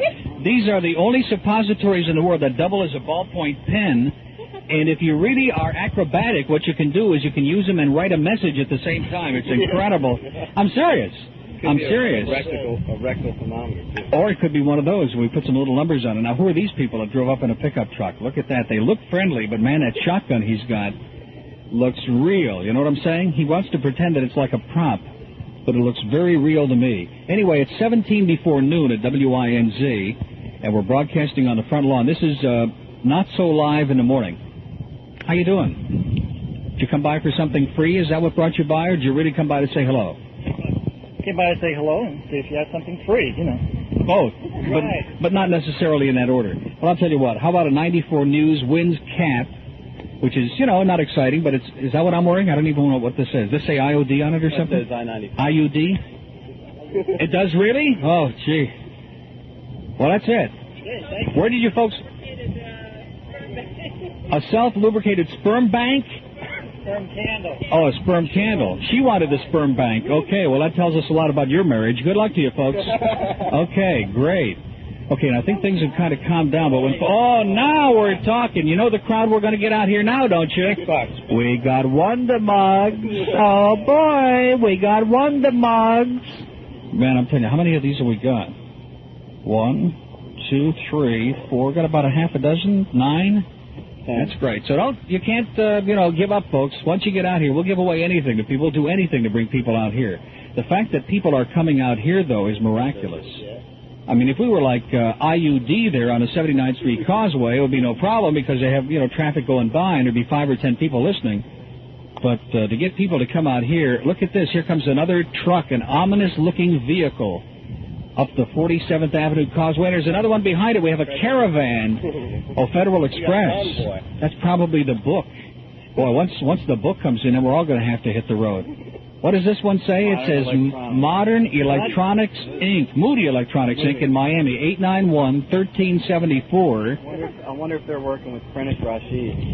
Is there some special message? What the clock? It's like Linda Blair. Why did the clock just turn itself out by itself? Oh, that's good. Okay, let's take our last break here, Kyle, and then we'll come back because I think Federal Express is bringing in our pink slip. It's 11:45 and WINZ. By the stuff that we're giving away. This one is Lee Fowler. Did you ever see anything so foul-looking in your life? Unbelievable. Goofy. Now, that's pretty cute, isn't it? How many of those have we got? Oh, let's see. About a half a dozen? Yeah, that's great. Okay, I'll tell you what. All of these people... Well, wait a minute. Some of these people work here. Even the people that work here are looking for the free... You know that? They just stand here, these people from the FM. What are we getting now, okay? No, seriously, we have incredible stuff here. We even have one thing here, this L'Oreal stuff that makes hair grow on your somewhere. Yeah. Right? What do? Do you spray that right over the suppository? That's right, that area right there, and that'll grow hair. Really? Fantastic. For those of the folks, I can't look at this. Who are all of these people? This is the whole WINZ staff out here today. I can't believe it. Okay, this gentleman looks like he would be a good candidate for one of these Goofy Louis. That looks right up your alley, sir. Yeah. Thanks very much. Where did you come from today? I was over at Parkway Hospital. I'm a pharmaceutical salesman, and then Oh, you're one of those pill pushers. Exactly, you got it. Got any good stuff? Well, I was trying to get some happy sperm, but I understand I missed out on that one. Well, there's some folks here who would like to help you out, sir. Some of the FM folks, but you know them. They got a great sense of humor. Exactly, no problem. Maybe I can help them out. Yeah, with the pills? I'm not touching that line. Okay, good luck to you, sir. Okay, we're not touching any of that line about drugs in FM because we all know it's true. Anyway, we got some old I-95 T-shirts, and we got some hair stuff and some Hmong and what are these notepads, WINZ notepads? How come the employees never get the good stuff? Have you ever seen one of these? I've seen them on desks, but they never give us it. Never got a pad. 3 years here, and I never got a pad. Who is this degenerate? Boy, you can always tell they're real degenerates the way they drive in. His license, does he work here? Oh, it's Claude Pepper. I can't... How you doing, Claude? Claude Pepper wants one of these prizes today. No, don't make fun of Claude, man. I tell you, he'll vote us right out of existence here in Carroll City. Airborne Express just drove in here. They've got a little package that's ticking. Look at all of these trucks and campers, man. If we don't have some Coors out here and a couple of pickled eggs by noon, we're going to put ourselves to shame. We have Coors hats and license plates and Wanda mugs here for all those lovely people. I'll tell you one thing. We ought to be able to... Now, wait a minute. This guy doesn't even know what's going on here, does he? Are you delivering something here? Yeah, I'll sign for it. What is it? A record. Great. Is it for the FM? Doesn't say. Well, sure ain't for the AM. Oh, Carroll City. Wait a minute. For Carroll City. What does it say? It says Norcross. Brian Norcross sent this. Can you believe that? Brian Norcross and Michelle sent this in, and it is ticking. You're right. Okay, well, I'll sign. Where do I sign for this? Oh, on there. Oh, on the other. Okay, good. I'll sign anything as long as it's not a check. Do we get to open it up? Yeah, well, that's the idea. Oh, I'm supposed to print that. Okay. Okay, thank you. Thank you. Want to say anything to America? Just hi to my buddies that are listening to you. Who's that? Airborne Express. Airborne. Thank you. You're good guys over there. We know you never brought us anything that was ticking yet. Okay, never stole a freight train. Where did you hear that, Dan? Dan is now using my material. Dan, you want to pull that? Because I'm not strong enough to pull that open with one finger. This is probably one of those underground albums that we're playing on the FM. Boy, look at this. Look at this. It's Frank Zappa. Wait a minute. It's Tom Petty and the Heartbreakers, but does it feel a little broken to you, like maybe? Like in the corners? No? It feels pretty broken to me. It's the brand new Tom Petty album. We're going to give these away. No, we're not. No, we're not. Gotta play them. I know. Well, how many can you play? There's one. All right, well, you get it. Can we give this one away? Thank you. Boy, these guys on the FM, man, they're desperate, aren't they? They'll give us anything. Jeff Chase wanted to say hello. Well, you're larger than life. Thanks a lot. At least we can speak, that's something. What about the budget here? Outdoor studio? What's the story? Exactly. Well, that's because we can't afford to pay the electric on the inside. Now, who is this guy? Now, here is a very interesting-looking guy. It looks like Ernie's guest from Saturday. That's right. He's walking on air. What kind of glasses? What is that thing he's wearing on his ears there? What are those kind of Martian-looking loops on the guy's... Am I serious? Or am I... His hands in his pockets. And he's feeling the change, too, as he's coming up here. I can't believe this guy. Well, he sure don't want Tom Petty and the Heartbreakers, I'll tell you that. No. Lori's busy giving out... Boy, this is better than our meeting last night. Look at this. We got a whole line of people here now. Is this great? This is more people than we... This is almost as many people as we have working on the inside. Unbelievable. What else have we got that we're going to give away here? We got these pads and pens. We got the Goofy dolls, Coors caps, and I was starting to look at this. What does this say? The Talk of the Town, the movie at Pembroke Pines. Well, what does that have to do with I-95? It must be on the back. What does it say on the back? Boy, now listen. I'm serious. These could be worth something someday. I'm very serious. Kids don't do this at home. Kids don't do what at home? What we're doing now, right? Well, we don't want to tell them what we're doing now. Look at that. It just says I-95 FM on the back. I'm telling you, these are going to be worth something someday. Oh, it's a Tom Petty record. What about it? We need it. Oh, okay. Say, bunch of Indian givers on the FM. Say, come up here and say it to America, sir. Don't stand like a coward 100 yards away. Alice made a nasty remark about you. Today? Yeah, on the radio. What was it? He said now he's really showing he's a cow. He's out on the lawn grazing. Now, how does Alice know where we are? I don't know. Now, you see, He said some spy called him. Yeah, some spy called him. Actually, they have the show out in the control room so Alice can steal the material while we're on the air. Why don't we just... Mike the Fascist. Mike is sitting on 7 phone books this morning. What's that? Who said that? Oh, Alice said that? Oh, now here they come. Here's Marlon and all the degenerates. Boy, I can see him from 100 miles away. The trunk's already open. And the trunk is open. Sandy is in the trunk. Look at that. Sandy! I can't believe it. WINZ has located Sandy Payton in the trunk of Marlon Bailey's Pimpmobile. I can't believe it. Is that incredible or what? And here come the Happy Sperm. 5 incredibly attractive young ladies are bringing bags full of happy sperms to the WINZ lawn. Man, Alice, eat your heart out. Who wants some sperms? Did you hear that? Boy, this could get pretty interesting now. Right in the South Florida sunshine. Right out here in the spotlight. The sperms are flying free on the WINZ lawn. I don't believe this. This is incredible. Now, don't give them all away, because if you give them all away here, then I'll have nothing left to hold back. You know what I'm saying? No, I'm not giving mine away. Believe me, that wouldn't last 30 seconds. What do you got there? Oh, you got a whole bag full of them. Great. Did everybody get their sperm? Why is she giving me one like I'm a visitor here? Did you notice that? Yeah. You're supposed to sign this thing here, too. I don't know what about. What is this, a release, Marlon? What is this? Are you on work release? We got him downtown still, too. It's actually... Well, how come you haven't got arrested yet? Huh? I know all the judges. Well, you know all the judges? Probably bribing them with happy sperm, too. I know one judge down there has got unhappy sperm, but that's another story. Sure. Okay. And look at that. There's Neil Rogers showed up here today. I can't believe it. I can't believe it, Neil. It's certainly nice to see you here today. At the gate there says Neil Rogers on the lawn. No, we don't want to bring too much attention to it. We want to keep it nice and low profile like this. We're giving away everything. We're giving away the general manager's clothing. How many of them we got here? At least 500.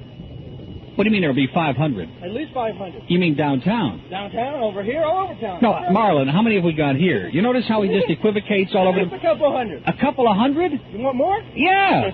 Well, where are they, Marlon? I see we got 6 of them, right, so far? They're making them as fast as they can. They're making them as fast as they... Oh, I see. Okay. Okay, I see 10. I see about a dozen. One has a pink ribbon. But does he exaggerate or what, you know? Slightly. Slightly exaggerated. No, seriously, we're gonna have a big crowd here by 2:00. I think we ought to give Marlon something, don't you? He's been so nice to us. I think. Oh yeah, look at that. Is that great? When I go with my collection, I'll leave it. Seriously, wouldn't you like that? I mean, I'm going to take one of those home. Looking at it like this. No, Marlon, please don't do anything obscene with that thing, will you, please? Okay, listen, we're out of time this hour. I can't believe another hour has gone by on the WINZ lawn. We got a great crowd of degenerates here. They're all on a work release. And does anybody here know John Hinckley? He'll be coming by a little bit later. Mike Wolf has got those headlines. CBS has the news at noon, and we'll come back at about 10 after the hour. And we're going to have a massive crowd here, and the Brown Baggers will be here for lunch. 7 in Broward or 624-0191 in Dade. And now, here again is Neil Rogers. Okay, Prentice Rashid stopped by, and he's doing a little barbecuing during the noon hour out here. I can't believe it. We have a great crowd. We're on the lawn in front of the WINZ commissary, and giving away all kinds of stuff to anybody and everybody who wants to come by. Eat your heart out, Alice. And we got happy sperms that we're giving out. We've also got these incredible Goofy Louie dolls. By the way, save one of those for me, will you, please?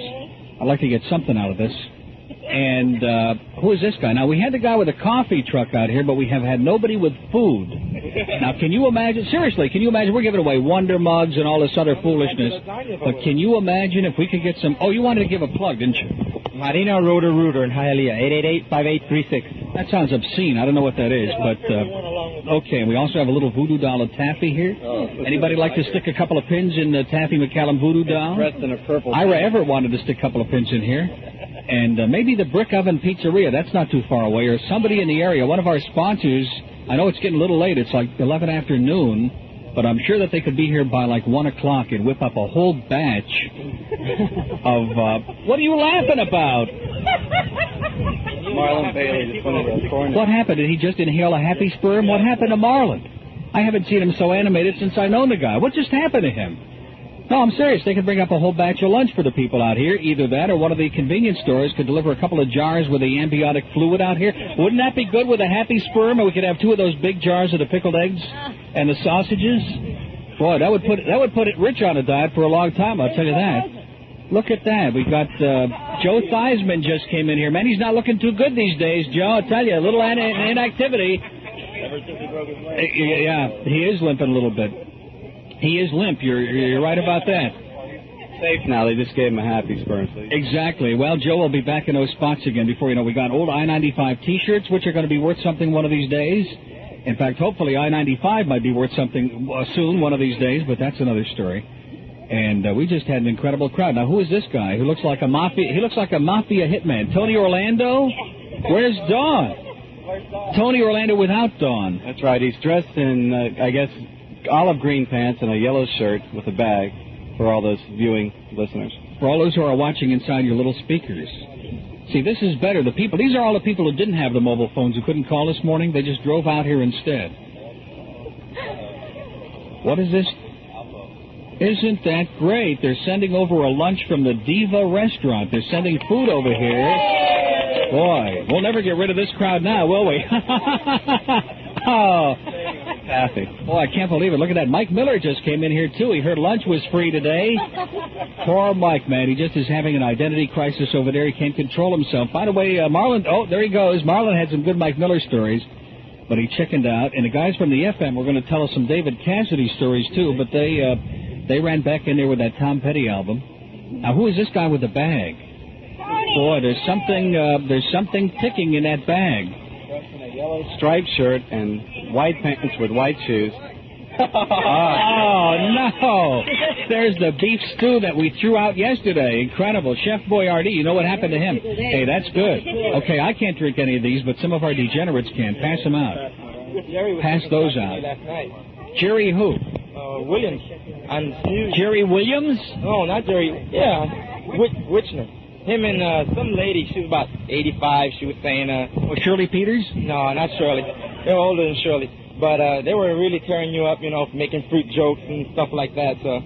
Great. Was Alice in that group, too, or what? No, Alice wasn't picking on you yesterday. She's picking on you today. Oh, good. That's good. Alice is jealous because they don't have a lawn over there on 441. Now, that's a good idea. When Fowler comes on today, maybe he can do the show in traffic on 441. Stand right in the middle of the street. It'd be like Hallandale. Exactly. Boy, that would be good for Lee. He could take a poll as the traffic. Hey, thanks, guys. That's part of the Miami Stadium crew. The new Dolphin Stadium just came over here. They're goofing off. That's why the stadium won't be ready in time for the first game. So don't blame Joe Robbie, folks. It's going to be the crew that came over here for the freebies. No, that stadium looks great. It really does. Every time I go by on the turnpike, I see the stadium. It looks great, and I wish for Calder to be back open again. Here's Florida Fire and Rescue just came by because they heard that we're giving away the Wonder Mugs, and they know that the crowd from Winmore is going to be coming down from Coconut Creek any minute. We're going to close the gate and watch them jump the fence. By the way, for the rest of the folks who come by, valet parking only at the by order of Gary Lawrence. Gary said we might as well make money while the sun shines.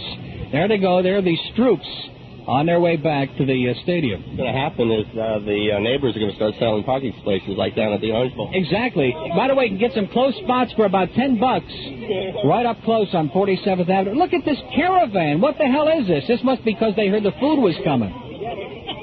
I can't believe this. We're being inundated.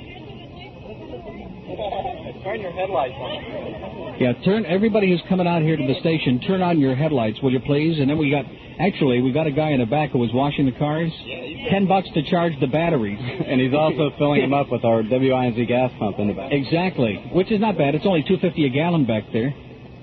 I noticed that management sure cleared out. Now UPS is coming in. Now, is he really delivering, or is he here to be a star? He doesn't know.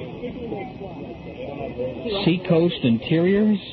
Boy, are we desperate. We're going to be pulling up the carpeting and the plants in the atrium next to give away.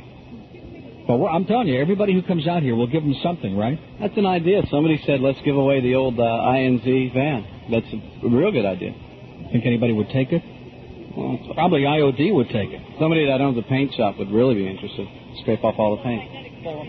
Okay, there he goes. Does he? Okay. Donate free service this year for WINZ on their fire equipment service. Great. Okay, we'll give you a little plug. You want to do it? What do I say? Yeah, my name is Steve DeLisi. I represent myself, Florida Fire and Safety. If you need any fire equipment service, please call 271-3341. Thank you. 271-3341, Florida Fire and Safety Supply, which is like extinguishers and all that good stuff. Excellent. They need one over there at IOD, I know that. Okay, now who are these two really interesting-looking guys who just came, I don't think what did they do, walk in all the way from Miami? Ralph Bevy's Half Century Club. What is that all about? What is that? Not for you. This guy is 50? No, I didn't think so. Who's 50? Who's 50? Who the hell is Ralph Bevy? Boy, is this guy unbelievable or what? Like everybody knows Ralph Bevy. I know Ralph Levy, but I don't know Ralph Bevy. We have a bevy of folks out here, I'll say that much for it. We just got a whole crowd out here. This is the whole audience. They're like, what, 20 people? At least 20, 25. There has to be something with these happy sperm candles. Everybody seems to be smiling after they touch them. So we'll give you complete details as they happen. By the way, how come the TV stations aren't here today? Does anybody else do their what? They're downtown with the sperms? I doubt that. I sure doubt that. Now, who is this guy coming up? He looks almost human. So far, most of the people... or actually a coat and shirt and a tie. And now that he gets closer, I take back what I said. Channel 2 is coming? Oh, yeah.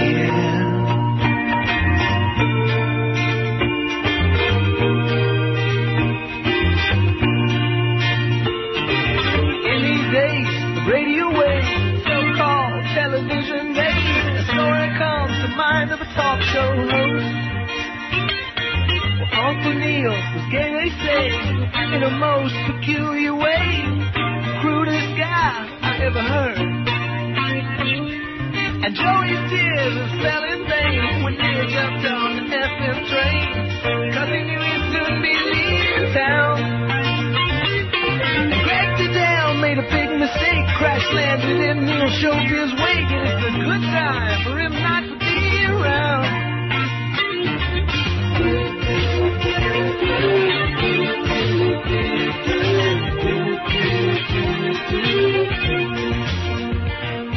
Leaving old Captain Dave behind his fans that didn't seem to mind, but he took the bird along for what it's worth.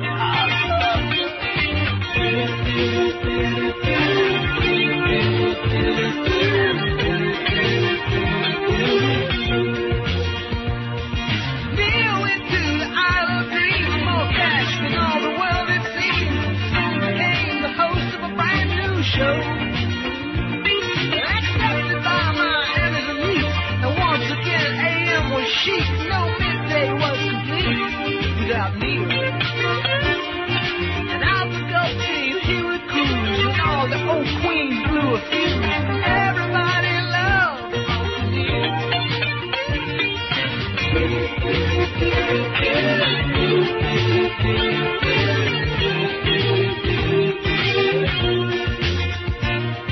Neil attended a big bake sale. The day was fresh from Hollandale, but split before the final launch was spread.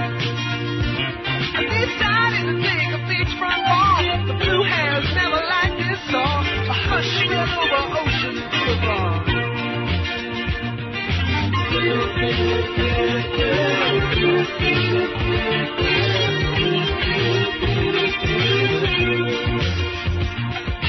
Out of the dark inside street cruise, the Al Brigade of blue-haired Jews to roll some innocent talk show.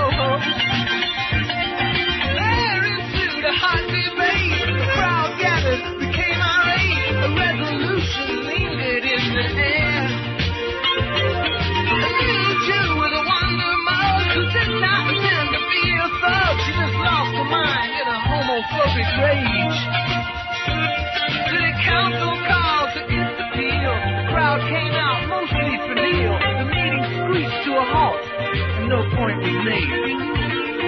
The resolution ended glad, but I asked who really cared. Well, Neil once said to me, and I quote, he said, Rosenberg and all his gang, they don't really mean a thing. Being an old fart is just a state of mind.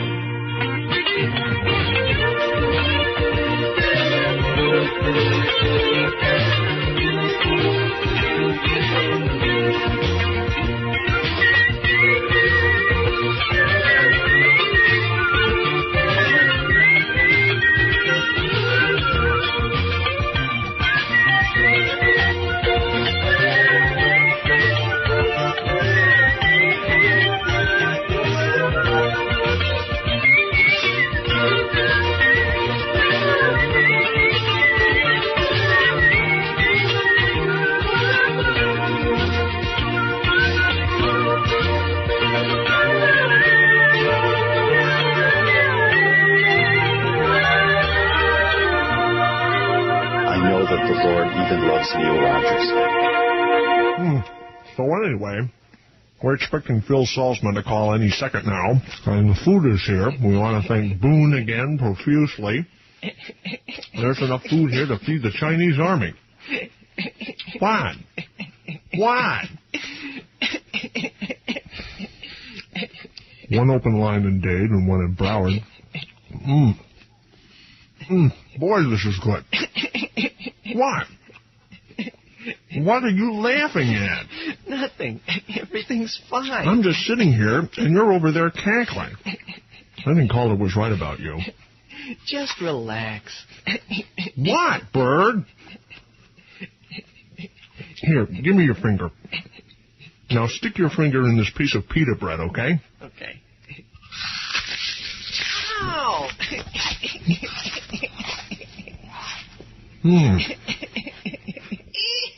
Man, I just bit your finger off, and you're still laughing.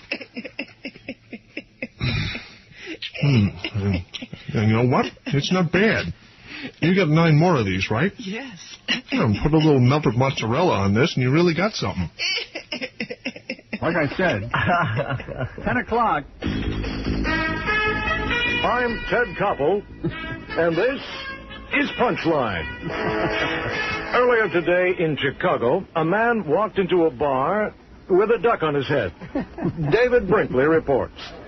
Ted, I'm standing here in O'Malley's Tavern with a man who has what appears to be a Canadian mallard on his head. When I asked this fellow when he first noticed it, the duck replied, "It started out as a pimple on my butt." Back to you, Ted. Tomorrow night, we talk to a priest, a rabbi, and a minister in a canoe. I'm Ted Koppel, and this is Punchline. Boy, they really did it this week, huh? Yeah. You're listening to the highlights and comedy bits of Neil Rogers on SoFloRadio.com. Well, the guys are going to be dipping hot dogs into the mustard. I heard that. So help yourself, Boo. Thank you. Well, what do you do? And here you go. What do? You distribute this stuff? I'm a salesman for Art DeFrancis. I was in the neighborhood listening to your show, so you said you needed some food. There's some mustard. We need hot dogs. Thank you, sir. That's great. Now all we need is Prentice Rashid to bring out the hot dogs. We'll be all set. Thank you. Isn't this good? Hey, we could have a hell of a haul here before the day is out. This is the WINZ picnic. Who the hell is Ralph Bevy? In a large? Now they're asking for sizes too. By the way, if you're tuning in and wondering what the hell it is we're doing here today, there are a lot of us. Now this is a medium. We got a large? Yeah, we have some. We have some size people out here. I almost said something. Here's a large. Here you go. Oh, please, sir. It's a family show. Oh, please put it on fast. What are we going to do? In other words, this is so important to you, you're giving it away. Okay. Well, put that right together with a Mike Ranieri T-shirt, will you please? Boy, we're going to go away with a real haul here. A small for your wife. This is the WINZ Flea Market of the Year. Yeah, medium, it'll shrink. That's a good story. If you believe that, sir, you'll believe anything. Listen, it's a low-budget show. You'll take what we can give you, okay? Boy, all of a sudden it feels like there's pressure building here, doesn't it? Like there's something exciting going to happen, like maybe a firebomb or something? It could happen. You never know. It's South Florida. Jake the Snake. Guy looks like Jake the Snake. Come on over here. That is Jake Scott. I can't believe it. How you doing? Lucky number... Hey, he was the last guy who wore 13 before Marino, wasn't he? No, you got the wrong person. I'm telling you, these Dolphin guys... Oh, you work for Southern Bell. Get him out of here. Sonny Rosenberg is here. I can't believe it. What do you do for Southern Bell? I do inside wiring. I'm listening to your show over at the office, and I'm on my lunch hour. What do? You pick up our show on the wiring? No. I have a headset, and I listen to it and do wiring for other people. Oh, that explains it. So the folks out there who get their wiring crossed up, you'll know why. Oh, no, not him. I've wired a few... For Ellis Rubin? Yes. Martinez. Oh, good. That explains it. Is this really Sonny Rosenberg's brother out here? I can't believe it. No, he looks much too... What's that? Good. Where did you come from, sir? From Carroll City. Came from a long way. Oh, look at this. The Mafia Hitman just arrived here. Oh, no, this... If this is who I think it is... Is it? Who I think it is? I think it is. Oh, boy. Well, listen, folks. We have a little break to do here. It's... look at that. A bunch of real winners from Southern Bell. Oh, these are the guys that came to fix the phone system inside. Good. Boy, we've been waiting about 3 years since I came here. What do you got there? Are those Easter eggs? Oh, look at that. Here's a guy from Southern Bell with 2 yellow balls. Great. Those are left over from the first Seder, actually. Are you serial? Look at that. By the way, we could have a little Seder out here today when the stuff comes from Brick Oven Pizza. That's right. We can be George Schultz. That's right. It's going to be on matzah. It's unleavened pizzas coming out here. These people can be the Russians. We'll be George Schultz. Those are green, by the way. Is that some significance to that? Do those look green to you? Fluorescent green. Lime. Yeah. Guy from Southern Bell brought us 2 lime balls. And, boy, wait till Kathy West comes out here, man. She's going to go nuts. They are glow in the dark, by the way. They are? Boy, no wonder Kathy has that effervescent personality. I can't believe it. And in return, look at that. They got Wonder Mugs and Happy Sperms. Man, these guys got more than they bargained for, too. To Birmingham. Well, you have to have a passport to bring that into Birmingham. You understand that? A Visa or a MasterCard, one or the other. Okay. And we got any... What have you got here, man? Giving mugs away, so I brought you one of ours. Thank you. What is this? Coffee Stein. That must be Larry Stein's brother-in-law. I remember him. This is one of the products we sell. It's for constipation. Well, listen, ma'am.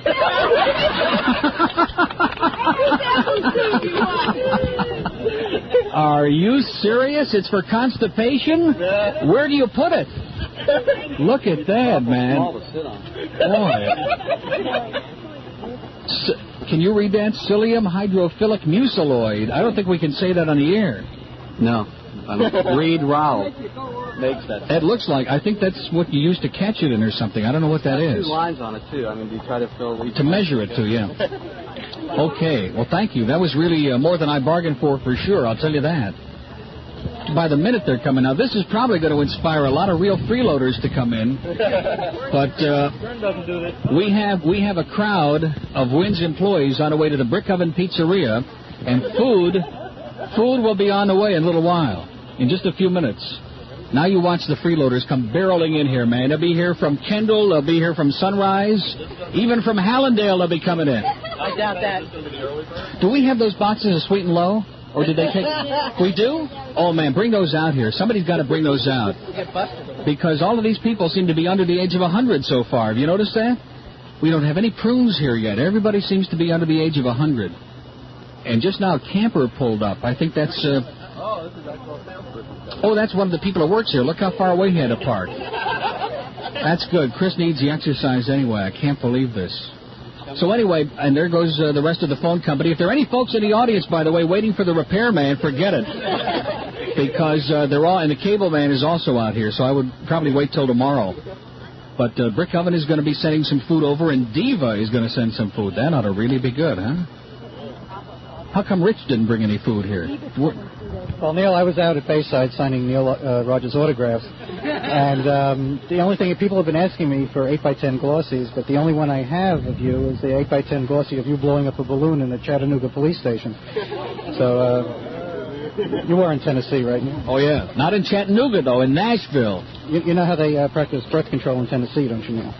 Nudity. Oh,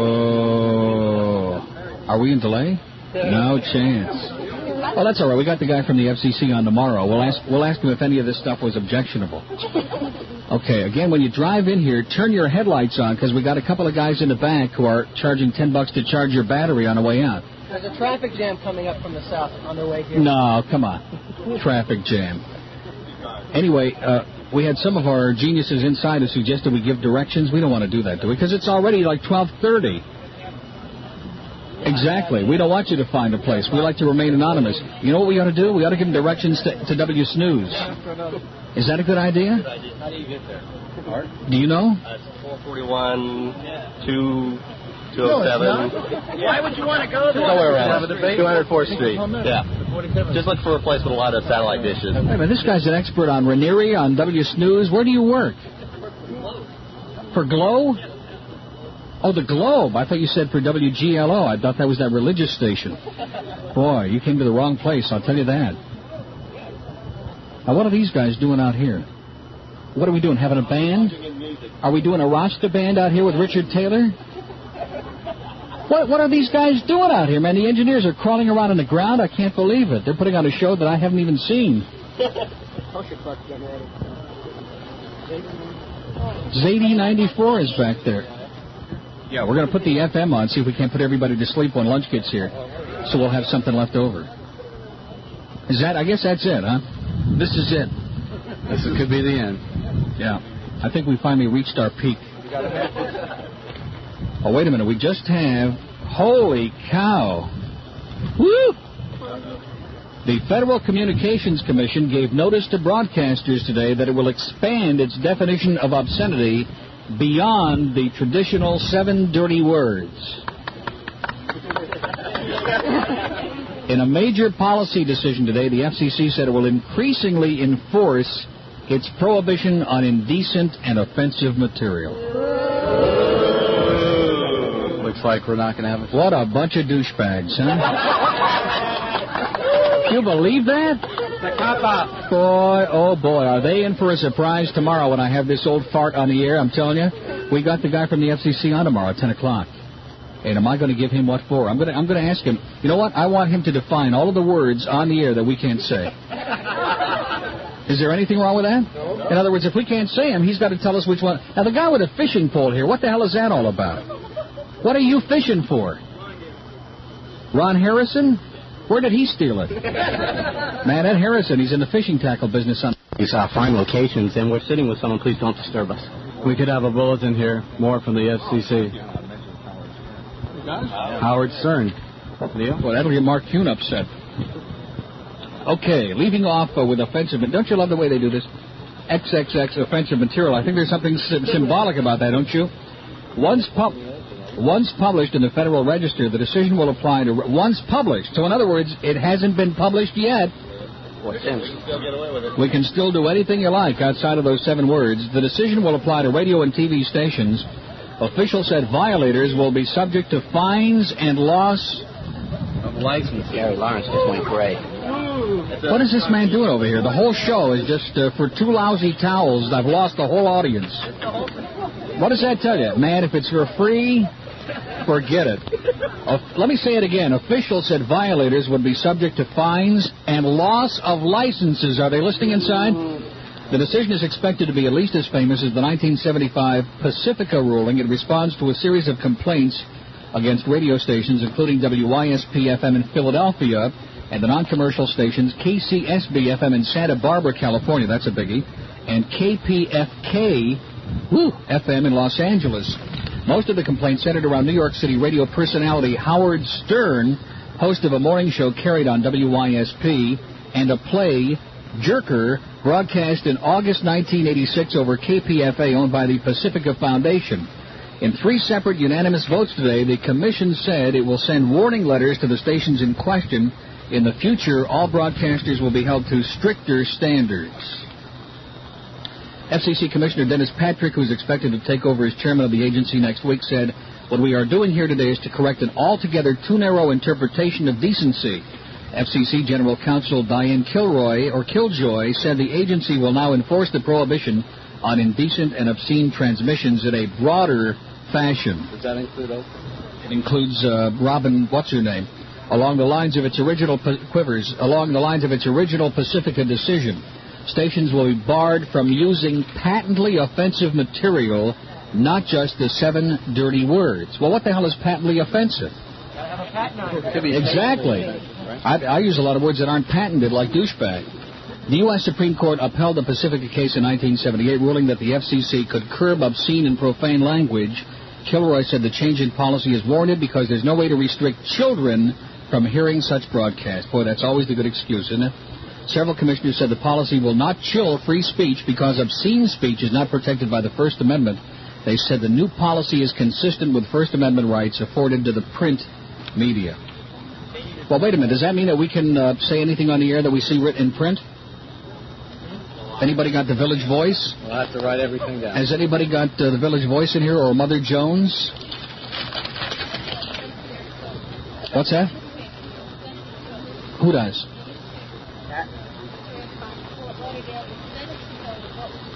Yeah. Well, that's what I'm going to ask the guy to do on the air tomorrow. Is tell us the words that we can't say on the air. And if he dead air, right? Huh? A lot of dead air tomorrow. Well, hey, if he doesn't want to tell us, how the hell do we know what they are? That's a good point. Exactly. You ought to hear these little kids, like this little guy down here, man. You ought to hear what he just said, right? A little while ago. To his mom. I couldn't believe it. It was even my ears were burning. It was unreal. Now, the bad part about this is there's just a little... This is great, by the way, the food from Diva. I said it again. It's sensational. Diva. We got a map maker here. What is this, sir? Is this for the people? Is this for the people who are lost and don't know how to get home? Maps of Hallandale, maps of Carroll City. We'll tell people how to get here.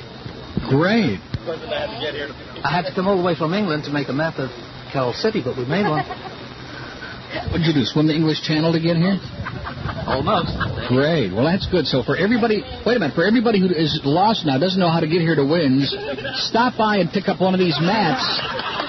Am I right? Hey, that's the only way you're going to get here. Stop by and pick up a map, and we'll show you how to get here. We'd like for you to have this. Oh, that's good. Here's a picture of Sandy. We wondered where she was. Who gave that to me? Who is this guy? Leslie Feldman. Speak, sir. Speak to me. You haven't returned any of my telephone calls. We want to interview you. What? Anybody that brings me a profile of Sandy Payton, I'm going to return the guy's calls, right? Where is Sandy, by the way? Do you know? Do you have the answer to the question? She's in the trunk of a van. Okay.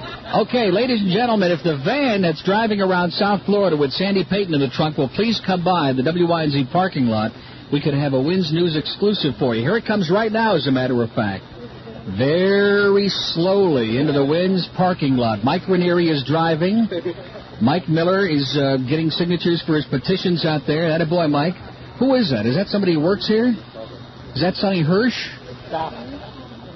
Who is that guy? He's wearing a red shirt with matching sunglasses and driving a red car. With red socks. Who is that masked man, anyway? He can't park. He's just back in the parking spot diagonally. Lousy job of parking, pal. I mean, I'm sure you're a great guy. What is the guy from the FM doing? We just wanted to mention that in passing, right? And you wanted to give another free plug because you're desperate. Yeah, well, I'm trying to get the business, and I'm going over to Herco's on Sterling Road. We're looking for their business. Jerkos? Easy. Hey, they're going to come on the air. They're going to pay the light bill around here, you know? But we'd like to give Herco's, and thanks Diva once again. That's Diva, D-I-V-A, on Brickell, just off of Brickell on Coral Way. That was incredible. The fettuccine was obscene. Really, it was great. The salad. They brought a Cobb salad by, which I don't think you got too much of. And the hot and spicy chicken, that was pretty hot, yeah. Well, listen, that's Diva and Herco's. Diva and Herco's. Thank you. Boy, absolutely no shame. You notice that? No shame at all. Okay, now I don't want the trinkets. Another rectal thermometer. I can't believe it. Oh, this is the drug pusher here again. Look at. Wait a minute. Wait till the people here see what he's passing out. Time release Valium. Look at this, man. The FM would pass out if they saw this. Look what the guy's giving out. Oop, we just dropped our needle. I can't believe it. Are you a pusher? Of course, absolutely. They also brought you some money. I'll tell you one thing, you better not be here when Taffy shows up. I'll be long gone. This is for all the early bird people. Give them some extra dollars to spend. Great. And then they won't, rush in. These are discounts for more pills. And what was the other thing? It's a little game for you to play while you're going through your mail. Oh, my God. Oh, yeah, drop the pill in the slot. That's a good one. That's one of my favorite games. And time release Valium. Oh, God. I gotta go now. Look at that. With a clothespin. With a clothespin. There he goes. That's a neighborhood pusher, folks, here in Carroll City. I can't believe this guy. No wonder he's dressed so well, right? Look at the guy. There's a little cutting picker. Let's give that to Pat. Look at that. This is what it is a razor blade. I can't believe it. This is one that Jim Kelly left behind. That's incredible. For people already pressed. Look at the size of those pills. These are the drop-in tablets that he hands out. Unbelievable. Now listen, I know it's been disgusting because I've been sitting here eating, and that's not the way it was supposed to be. But trust me, are they not back yet? From the pizzeria? Well, that's because they're bringing loads of food. Believe me, they're bringing tons of food. One for Dan and one for me. Willie Nelson is here. Willie, how you doing? I can't believe it. Willie! How's Farm Aid going, Willie? It's great to see you. My boss sent me over. Put your teeth in, Willie. Come on. My boss sent me over. For what? To say who's my boss. Who is your boss, Willie? Claude Pepper. Well, that answers the question about the teeth. I'm one of the many guys that he's hired to help spend that campaign fund of $1.2 million. Good. And obviously you're out having a good time. Did you buy that T-shirt with a little of it? Yeah. Dr. Jam. Jam for it. Yeah. Great. Jam for it. He also has a Rambo book, so that... The reason I stopped by, he wanted me to find out when your next remote's going to be in Hollandale Beach, because we're going to come by and tar and feather you. Great. Me and Claude. You and Claude. Okay, we'll look for you, pal. Get him out of here. Okay, who is that? Whatever happened to Yelton with the van with Sandy Payton locked in it? They're still in the bag. And now Yelton and Sandy are together in the van in the back. That ought to be interesting. Okay, now the food is on the way from Brick Oven. It's going to be real interesting to see how this crowd... Well, I keep saying that, and then at 2 o'clock I'm getting the hell out of here. But it's going to be real interesting to see the way we manage the crowd at 2 o'clock. It's going to be a frenzy? Is this going to be like the Hallmark all over again? Yeah, that's right, and we're going to keep the food warm by putting it up to the transmitter. Exactly. We're going to put it on the final tubes. We're putting out about 6 watts today, right? That's right. What is your story? Well, I'll tell you. Go inside, and Arlene Ross will tell you. She'll explain it to you. Boy, I'm telling you, these interns, man, they are totally lost. He's holding the happy sperm. What is this? Boy, it's just... I'm telling you. You think this is an easy business, man? Yes, ma'am. I've been listening to you for a year and a half. And it's obviously affected you. I was curious. I had to meet you. I drove all the way from Hollywood. From Hollywood? Right. And I work for... You use the Santa Monica Freeway? No, 441. And you are terrific. You make me laugh. Sometimes you make me mad. But that's how it goes. Thank you. Did you get something? Did we give you... Oh, come on now. All the way from Hollywood? Come on. Give her a sperm, somebody, will you, please? Great. I work for Toyota of Hollywood. Want to give them a little plug? And for those Japanese cars? Hooray for Hollywood. Okay. That's it. I'd rather have her plug Hollywood than those Japanese cars. We should mention that all of our Happy Sperm candles are autographed by Mary Jo Whitehead. Mary Beth Whitehead. Dial 764-0707 in Broward or 624-0191 in Dade. And now, here again is Neil Rogers. Okay, we have a real crowd on hand out here today. Let me tell you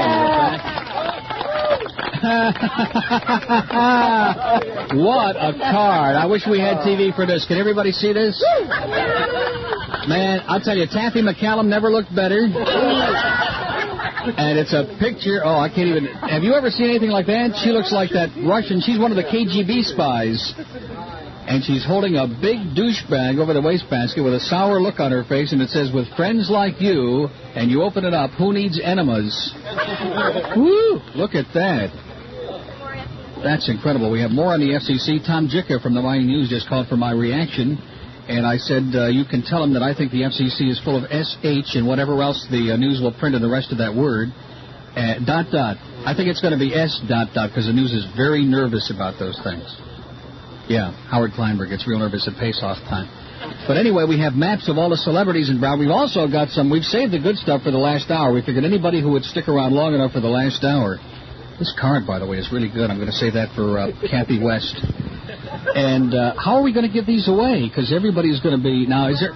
Got a case. Has one of these inside of it. Okay, so whoever got one of the black cases is disqualified for these, okay? But how about the rest of them? You got, like, how many of those?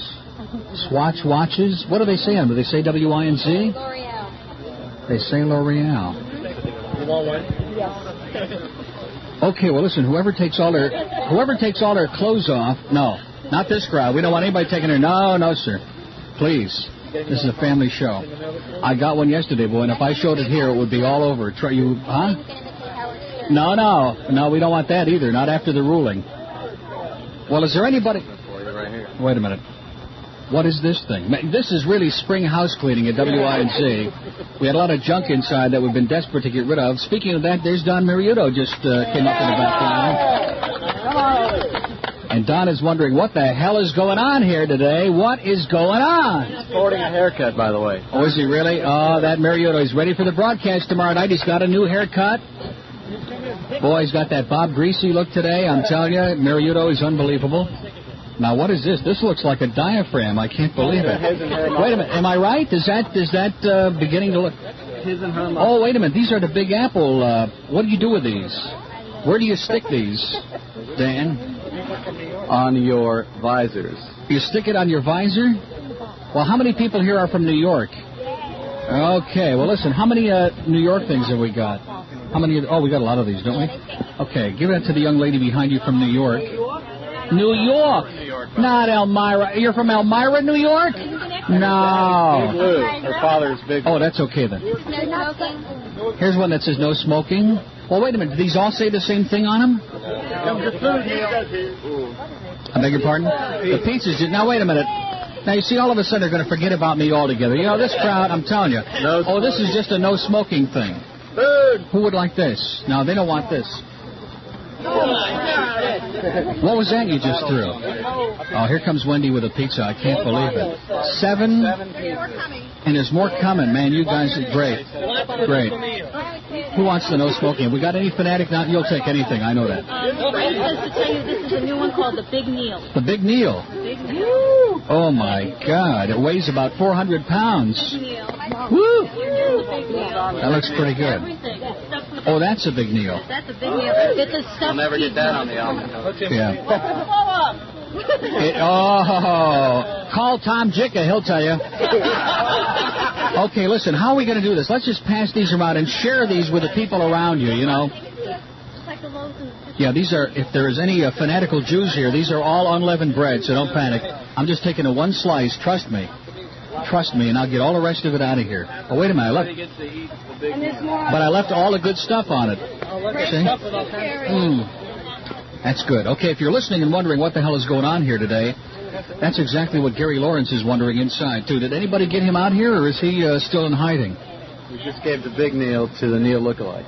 Oh, yeah. Well, Rich he'll inhale that in about 2 seconds. I need a fork for this. Well, wait a minute. What are you going to do, sit there and eat the whole thing? Come on now, just for the Mike Ranieri T-shirt. Okay. Okay, I just want to make sure. Oh, he's got the baked ziti. I can't believe it. Listen to these animals, ladies and gentlemen. They're just all orgasmic out here. Okay, here, hand, huh? You don't want it? Well, give it to these other people. How do you like that? We got a guy here who doesn't eat. I can't believe that. Where's the other, who else doesn't have food over here? Over here on this side, they don't have food. Oh, they don't eat, it looks like. Yeah, they do.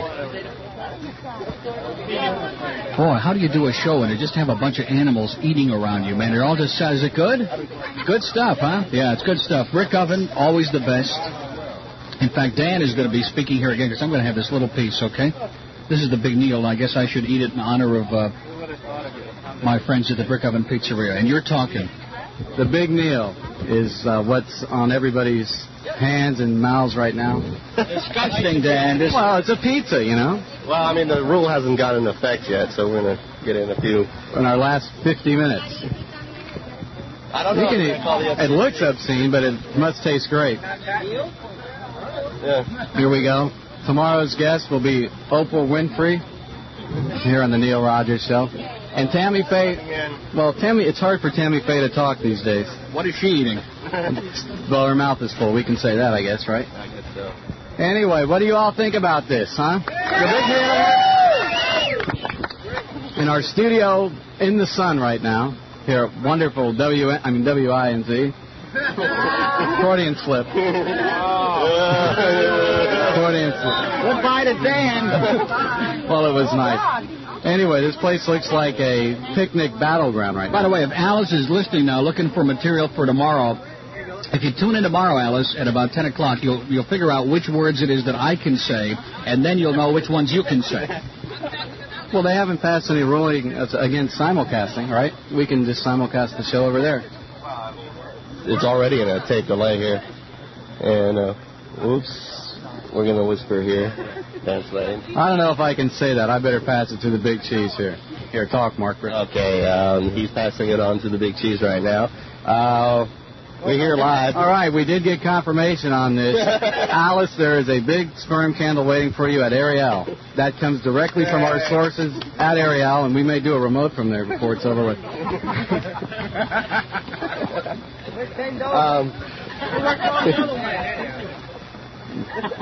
Talk about Mike Miller now. I think it's a minute all ago. All right, while we have the pizza here, we might as well bring on the Miller. You know? Okay, here. I don't want to try to take over the show or anything, but first of all, Art Weinstein and Marvin Nesbitt, sorry about that, but I'm sure you're having a good time downtown. Can I introduce the spermets, Neil? Some of them, at least. Hey!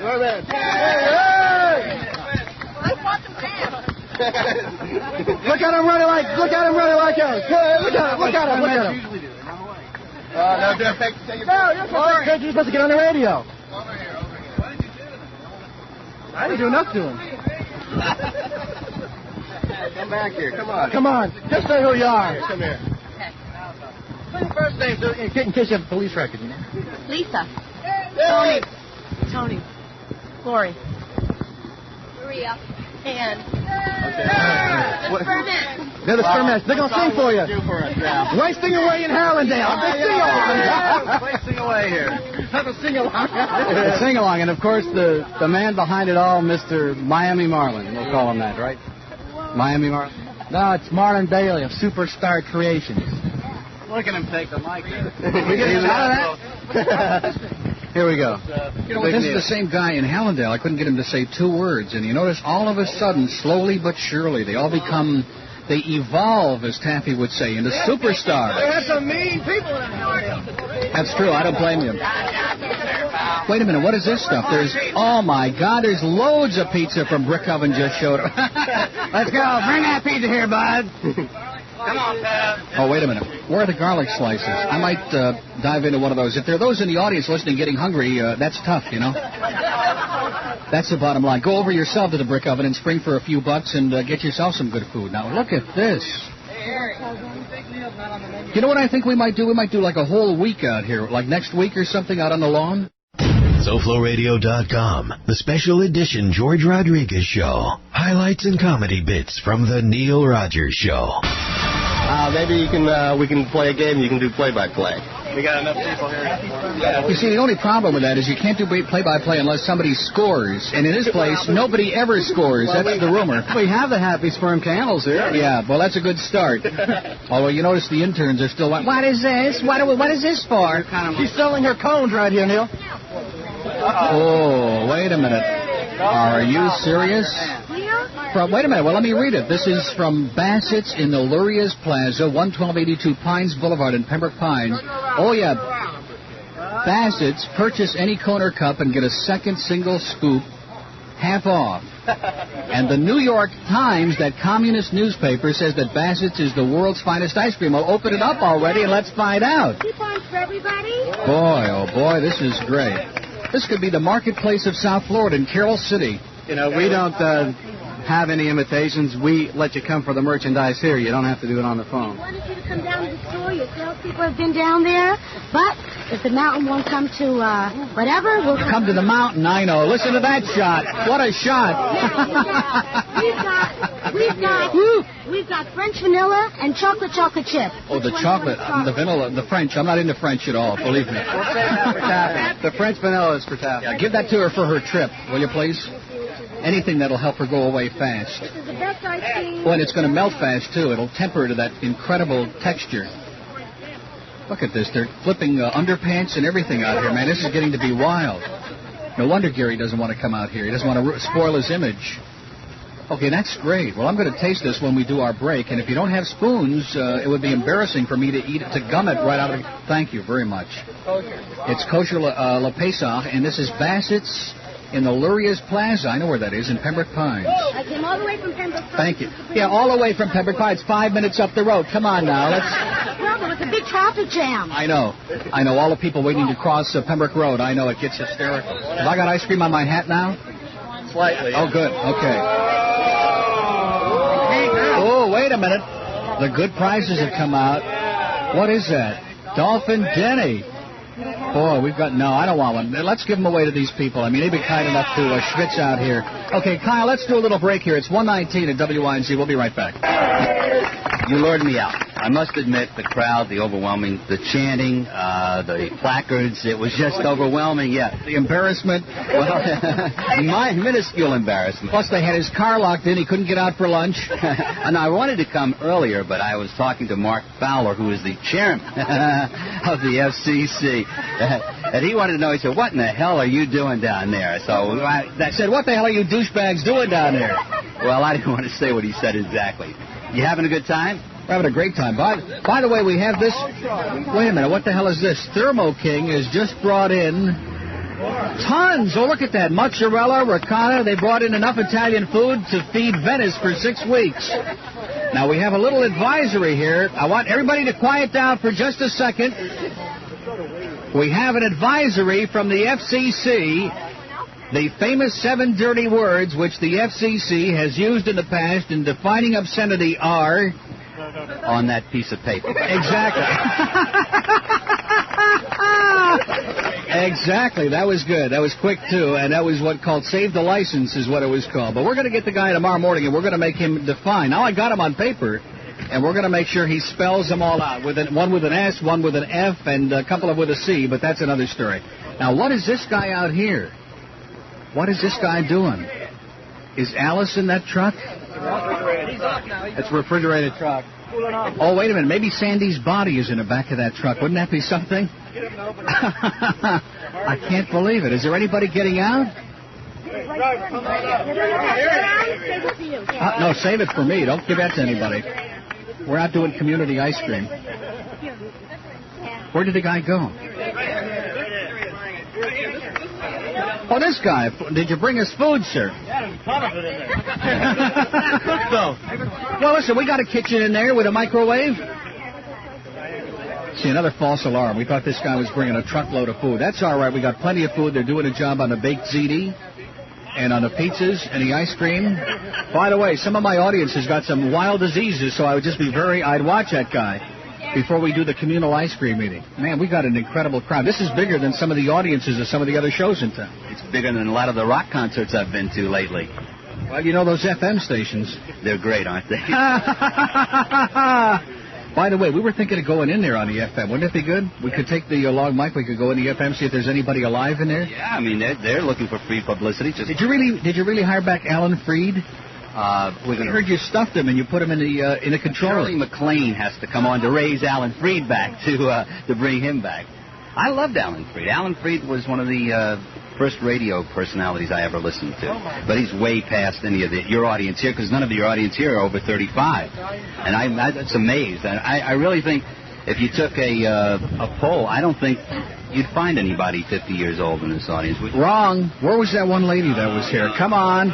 Did she go away? Dispelling a myth, Neil. We're dispelling a myth here right now today. She left? You mean that prune that was here? No, she was a nice lady. Come on. She was really nice. Is there anybody here over... Check this out. You got to stand up for this. There she comes. Oh, wait a minute. Here she comes. You asked for it, and you got it. Here she comes. All right. This is what we've been waiting for. I can't believe it. She came all the way. You want to do a little play-by-play? Purple and white shirt with black knickers and black shoes. And she's jaywalking. She walks a little like Oprah Winfrey. She's walking like Jay, and here comes her husband here. Her husband's way behind. In plaid pants and a white shirt. He's about 20 yards behind, and he's going to come up here and talk to us. Listen to her trying to get out. All right. He looks a little like Sonny Rosenberg's brother, as a matter of fact. I can't believe it. This is great. Come on, ma'am. Step right up here and say hello to America. Come on camera, please. Come on camera so that the world can see you. Hi. Where did you come from? Pembroke Pines, sir. Pembroke Pines. Well, the heck with that. Our guests. Did you come for freebies, or did you come just to say hello? My husband came. Oh, give me a happy birthday. Came from Carson City? No, we're going to Carson City in May. Well, you know, prostitution is legal in Carson City. Do you trust your husband, man? By the way, I think I ought to show her this card. You might want to think a second time. Oh, my God. Now that the food arrived from Brick Oven, man, the caravan of cars is unbelievable. Is Taffy in the midst of all of that? Volvo, a pickup truck, and Chrysler. Oh, here comes Taffy. Boy, what Taffy sees... Look at that. I can't believe it. Taffy bleached her face white before coming in here today. I can't believe it. Boy, she got a sense of humor or what? Okay, thank you so much. There goes Gary Lawrence.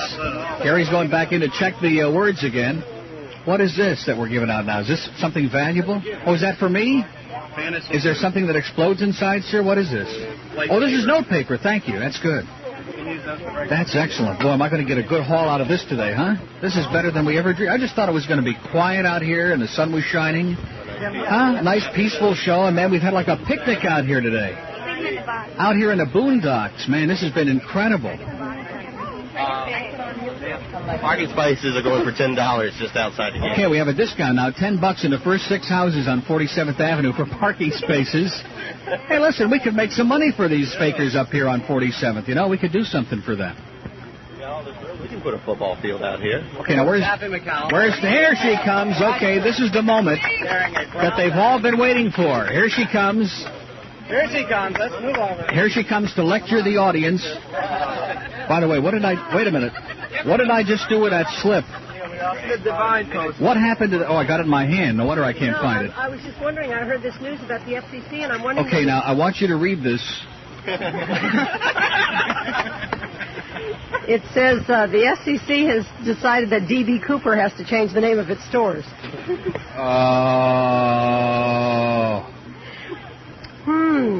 Very interesting. This is called the 7 Deadly Sins. Neil. Howard, and Alice. You know, what happens if they publish this? I'm going to make the guy say these on the air tomorrow. My mother would wash my mouth out with soap. Well, I've heard some of the jokes you've told off the air. If she heard some of the material you use, she'd wash more than your mouth out with soap. I'll tell you. As a matter of fact, Taffy, here we go. Well, it's nice to see you all out here today. It looks like you've been having a nice meal. We want to thank... Is this evolved, this crowd? This is a wonderfully evolved crowd. I mean, anybody, who wears a Coors Light or WINZ... There's Taffy's happy sperm right there. Is that, That's your Taffy right there. Pink isn't my color. It's my color, as a matter of fact. A little pinko, you try... A little pinko. Well, I didn't ever want to accuse Neil Rogers of being pinko, but are you... You notice you've never seen her and John Broward together? Have you noticed that? Well, that's when I... But when she puts that uniform on... John Broward, where are you when we need you, right? Let's all go As a matter of fact, John will be goose-stepping up through the entranceway any minute now. He'll be coming along just a while. As a matter of fact, Mike Thompson called me yesterday morning, and he just wanted me to send you his best regards. Yeah, tell him to blow it out his ear, okay? Tell him he's a great American. He never stole a freight train. He was on this morning, as a matter of fact. I listened for about 3 seconds, and when I heard his voice, he was sitting on 12 telephone books. He was defending God, but we couldn't figure out which one. The one on the right. Way over on the far right, as far as you can see. Okay, there she is, Taffy McCallum. Taffy will be on a 2 today. You're not really going to do that show on the taxes, are you, Taffy? No, as a matter of fact, I have a better show than that. Thank God. Okay. All right. See, we're working on her. We had an intensive meeting last night, and the program director worked on her for about 45 minutes and really changed her outlook on life. Softened her up, right? Exactly. Anyway, we have a crowd of folks here. Taffy, thank you very much for stopping by a little bit early. They're starting to leave. About 5,000, 6,000? 6,000 people here easily. Wait a minute, this lady wants to, if you can say hi to your husband? I want to say hi to Joe, who's listening right now. You can't do that. Oh, I'm sorry, Joe. I can't say hi to you. Okay. We're going to give you your ice cream back if you do that again. Taffy didn't take her candle. It's still sitting there. Well, she doesn't want to ruin her image. Don't you touch that dial. Stay and let him rag on you. You love it when he calls you mong brain. Yes, I know it's true.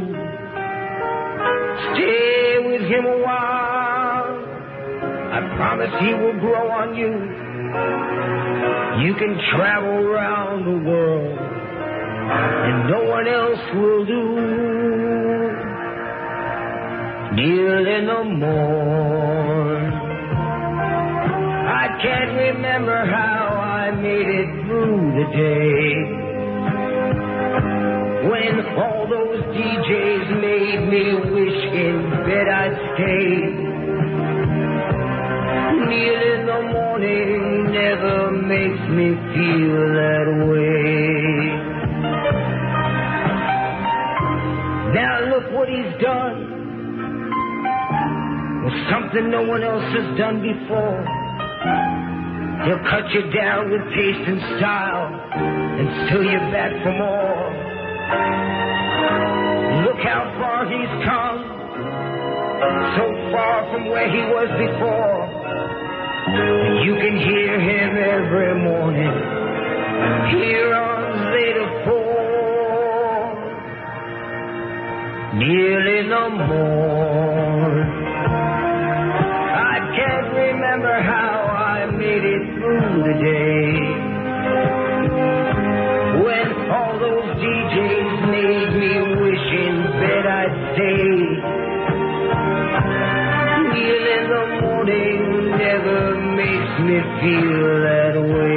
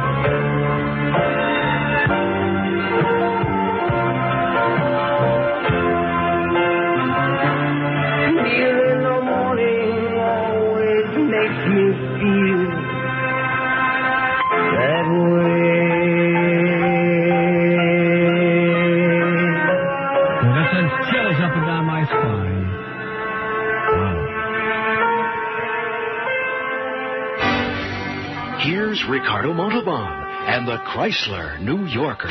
This luxurious automobile has always delivered the performance you'd expect from a New Yorker. And now Chrysler introduces an onboard microprocessor which even speaks to you just like a New Yorker. Hey, moron, you want to put on your seatbelt or would you rather eat the steering wheel, huh? Ah, yes, this is truly a New Yorker. Hey, genius, you left your headlights on. Jeez, are you one dumb jerk, you know that? And for the most dangerous city in the world, a security system second to none. Okay, bagel brains, you want to lock the doors? Or should we just put up a sign in the window that says, rip me off? Yes, the Chrysler New Yorker. If you can find a better luxury car, buy it. Oh, buy this, dipstick. I got your luxury right here. And another thing, you stop. You lived on a plantation street. You got a style that's really neat. You're the real cool guy who won't stop for the radio. Rogers in the morning, let's rock every day. Neil Rogers in the morning on Zeta. Them classic rock all day. Man, what a state! It's all on Zeta. My hostile, hysterical lunatic friend, you old douchebag, you old douchebag. I bet you're old enough to be Joey Reynolds' mother. I bet you're old enough to be Joey Reynolds' mother. I bet you're old enough to be Joey Reynolds' mother. Mike, I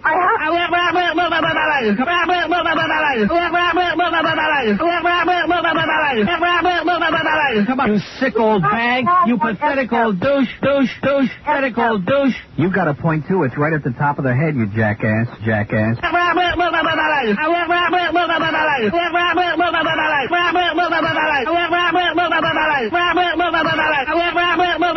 Because they're not all as brilliant as you are, you old bitch, you old bitch, you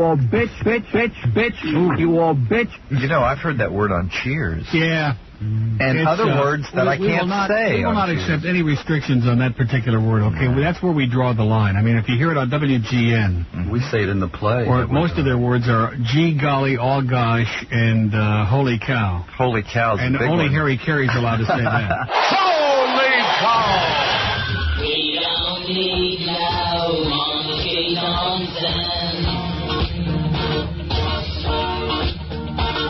We already tried to Joey Reynolds show.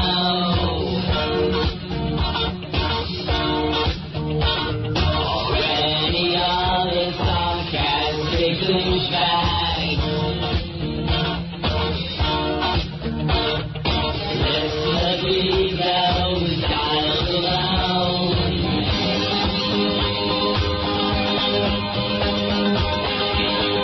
Hey, listen, leave us alone.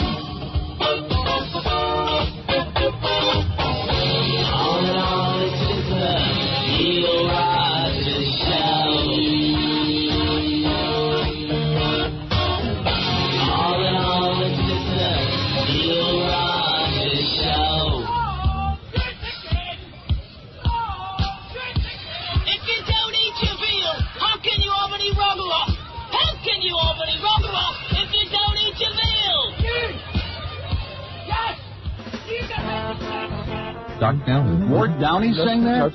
That is him. Boy, no wonder he's so depressed. I don't know if you can put it or not. That's enough to make my warts blanch. Isn't it unbelievable? I thought his show was depressing, but that's ridiculous. Anyway, more and more people are buying car phones these days, and portable phones, too. God! Oh, my God. Holy something. And it's really sad to see that some of them are being taken for a real ride. What happened to your voice? It was the helium from that breath that was going out, crossed through the atrium, into this studio, and into my throat. This is the weirdest radio show I've ever been on or heard in my life. I can't imagine what this sounds like. More and more people are buying car phones these days, and portable phones. And it's really sad to see that some of them are being taken for a real ride, not only by those cheap-talking, fly-by-night, douchebag, mung-brain, lousy, rotten, filthy discount car phone companies.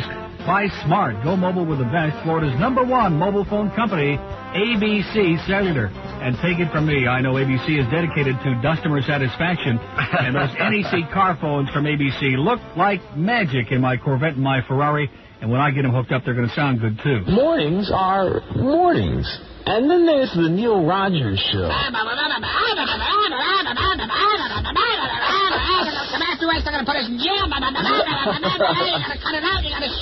On continuous douchebag radio, 94.9 Zeta. WIOD. Oh, Neil, God. Boy. Neil, God. Neil, God. More power than El Presidente, man. Yeah. I'm the most powerful goddamn man in the world. Yeah. Yes, I am. Boy. Neil, God. Neil, God. More power than El Presidente, man. Yeah. I'm the most powerful goddamn man in the world. Absolutely correct. Burgers are made out of people. No. Takes forever to get that taste and smell out of your system. While 86% of newborn boys in this country are circumcised, the procedure is widely performed without any sort of anesthesia. I have no preview. I'm dying over here. Boy. Neil, God. Neil, God. Boy.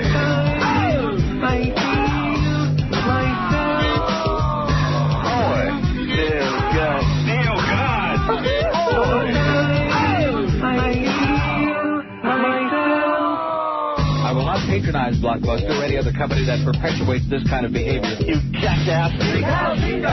You turd. It's me again. He's an ojo provocateur. I don't have a bone spot.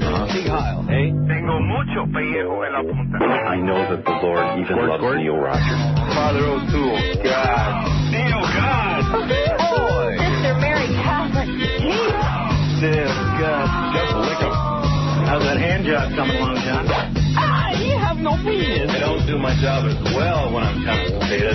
That is great radio. I am that hemorrhoid. Don't we have a longer cord than this piece of crap? Look at this. Look how short this damn thing is. I'm going to take this cord and I'm going to shove it right up his ass, okay? Oh, Neil. This place operates like a freaking nut house. It really does. I want to be left the freak alone, okay? None of man in my position can afford to be made to look ridiculous. Oh! Boy. Neil, God. Neil, God. Oh, gee, that's their face. Oh, they're doing that crap again out there? God damn it! Boy. Neil, God. Neil, God. More power than El Presidente, man. Yeah. I'm the most powerful goddamn man in the world. Absolutely correct, sir.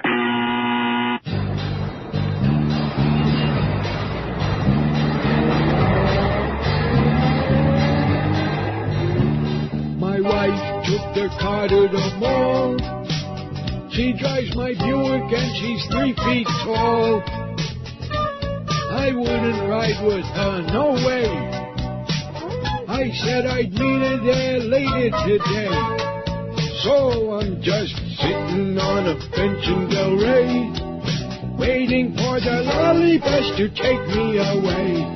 Boy, I'm just sitting on a bench in Del Rey with my friend Hines. Looks like it's time to check my change, 'cause the bus fares don't always stay the same. I'm not gonna do what Yetta tells me to do, to drive at her age She must be insane. Just sitting here resting my bones, wondering why my wife won't leave me alone. We've talked it over, but I never win. I just wind up schlepping through the mall again. Oi! So I sit on a bench in Del Rey, waiting for the lolly bus to take me away. Oi! I'm just sitting on a bench in Del Rey with my friend Chaim. And there he is. It's about damn time. I've been waiting here all damn day on this bench. Where the hell have you been? Hey!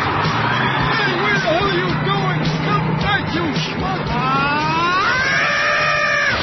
Going with Neil to Las Vegas could be a lucrative deal for you. But if you're not there, the odds will be against you. Vegas in April with Neil. Commercial jumbos out of Miami and Fort Lauderdale. Rooms at the MGM Grand. Tips, transfers, coupons, and the incredible energy of Las Vegas. April 18th through the 21st. Booking now. Regal Travel, 445-7740 or 989-8888 or 1-800-686-1161. Neil's going to Vegas with you. At News, Talk, and Entertainment Radio, 610 WIOD. My plane leaves at 7, gotta be on board by 5. Now they say that it's gonna be delayed once more. We won't get off the ground till 9. Well, the treatment I was getting didn't seem very bad, so I asked my travel agent when would we get there. But since he's got my money now, he didn't care. We're leaving for Las Vegas. We're leaving for Las Vegas. In the toilet, my feet slipped in, slimy mung, and all those noisy drunks, they made me feel like I was going insane. Sure, I'll go Vegas, but I don't have to take this end off. I have to say it's the last time for me. I'll never go this way again. Well, wouldn't you know it, they lost all of my luggage. They lost all of my luggage on the flight. Now the room was lousy and the rental car sucked.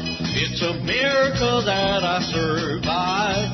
Well, I shouldn't have to suffer just to save a few bucks. My agent knows already that this Vegas tour sucks. And when I get back, I'm gonna strangle that schmuck, yeah. We're leaving Las Vegas. Leaving Las Vegas.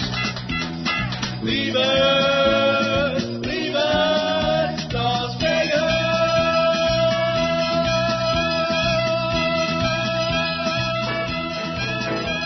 I got a reason why I feel so blue. I got a radio and nothing much to do. There ain't nobody who could wear these shoes. I've got the WIOD blues. I ain't got no car now, nor do I have a wife. Rick Riley told me that I need to get a life. I need Guitar Man, tell me what to do. I've got the WIOD blues and Joey blows. I've been suffering with the swelling and the itching and all of the pain that goes along with it for several months now, and I've tried everything from sitz baths to suppositories, and nothing has worked. And amazingly enough, the only thing that has worked has been Neil Rogers. Just by listening to one show, all the itching has stopped, the pain has gone away, and the swelling is really dissipated, and it's all because of Neil Rogers. I have my nose up Neil's ass. It's so embarrassingly true. Hi, this is Sonny Fox. I listen to Neil Rogers because I can hear the word asshole. Thanks, Sonny. This is the Neil Rogers Show. This is your brain. Any questions? Deliciously different marijuana. Deliciously different marijuana.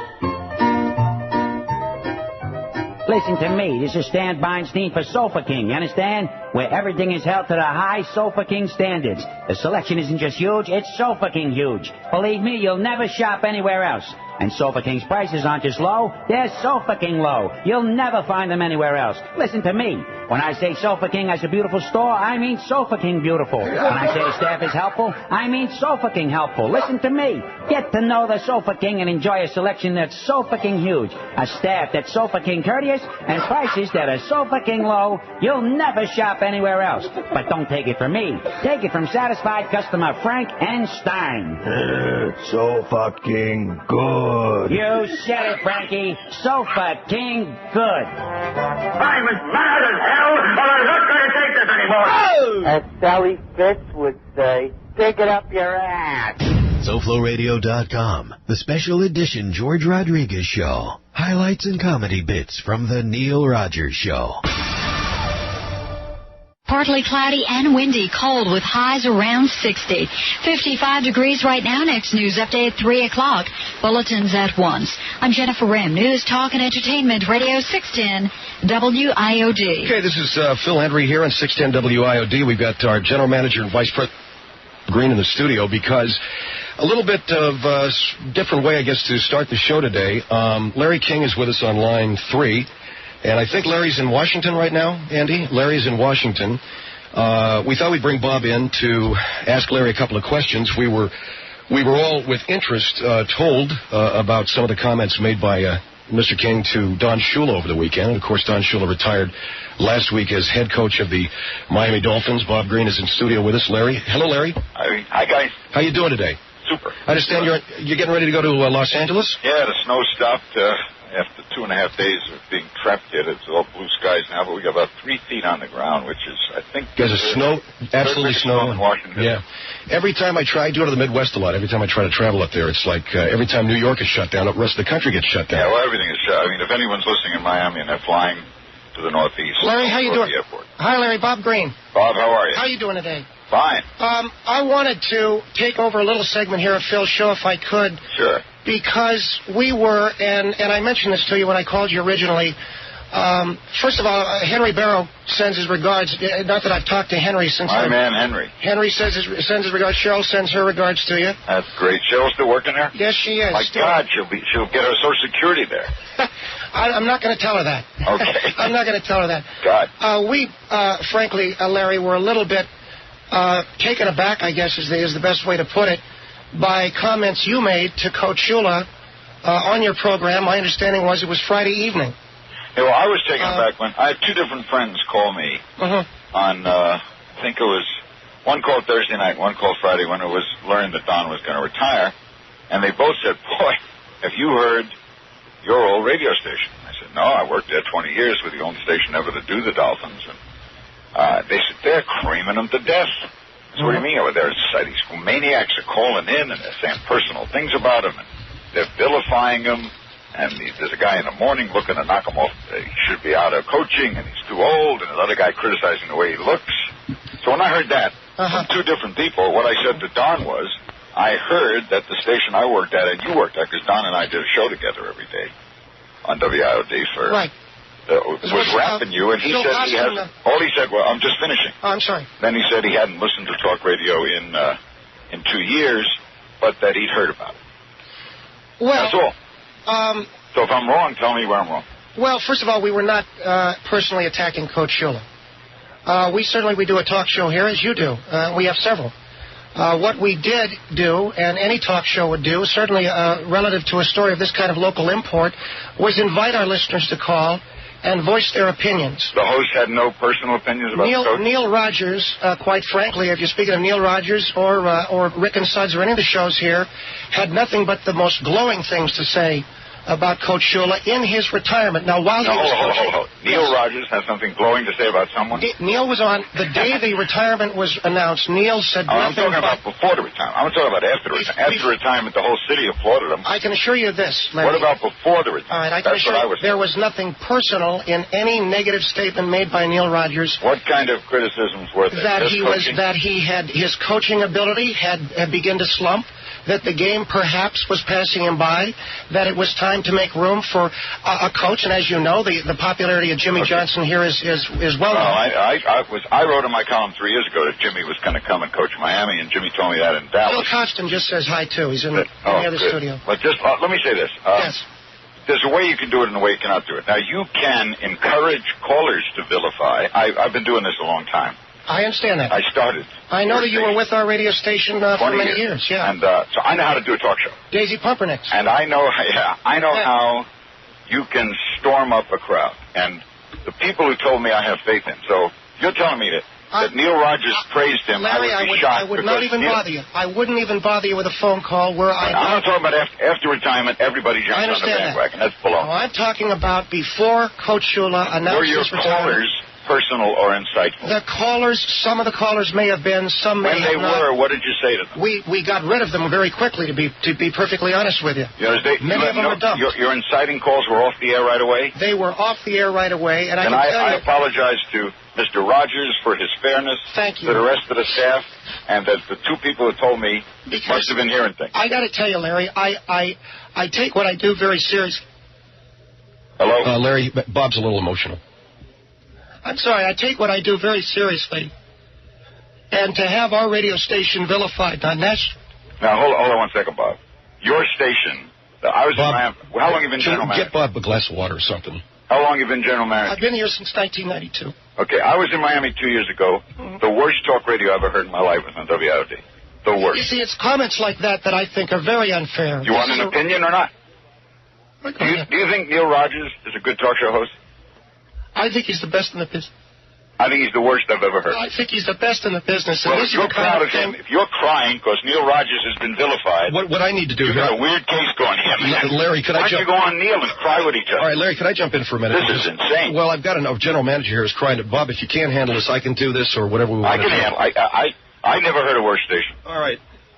I think that's patently unfair of you, and I would demand an apology for that statement. For having an opinion? No, for saying that this is the worst talk radio you've ever heard. You know the influence that you have over people. It's the worst talk radio I ever heard. I demand an apology for that statement. I will not give it to you. I demand an apology for that statement. I'll ask you again as a gentleman. What do you ask me to apologize? To apologize for vilifying a radio station that I give my heart and soul to. Bob, I think... Larry's expressing an opinion, Bob. Shut up, Phil. Shut up, you can Bill. Shut your mouth. You're the general manager. You're telling your host to shut up? Bob, what I'm asking you to do is to... Hey, guys, I don't think...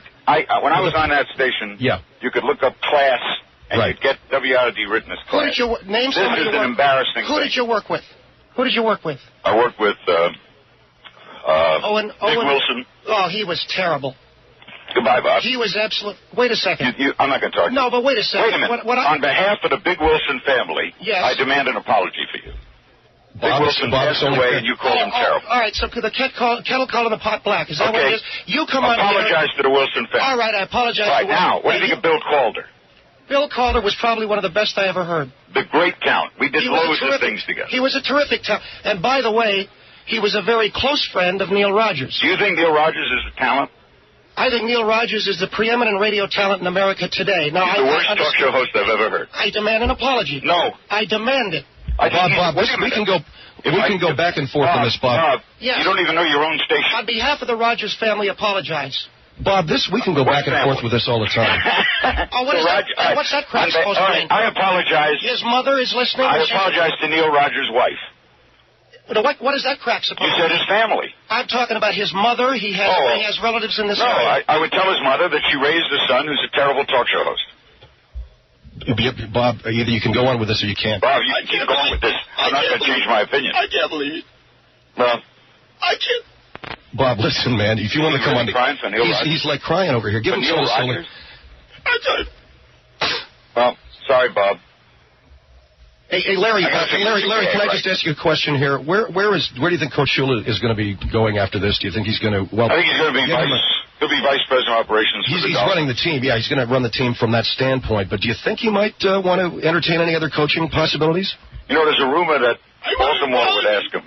I want an apology. Bob, shut up. I don't believe he's the general manager. You know what? At this point, neither do I.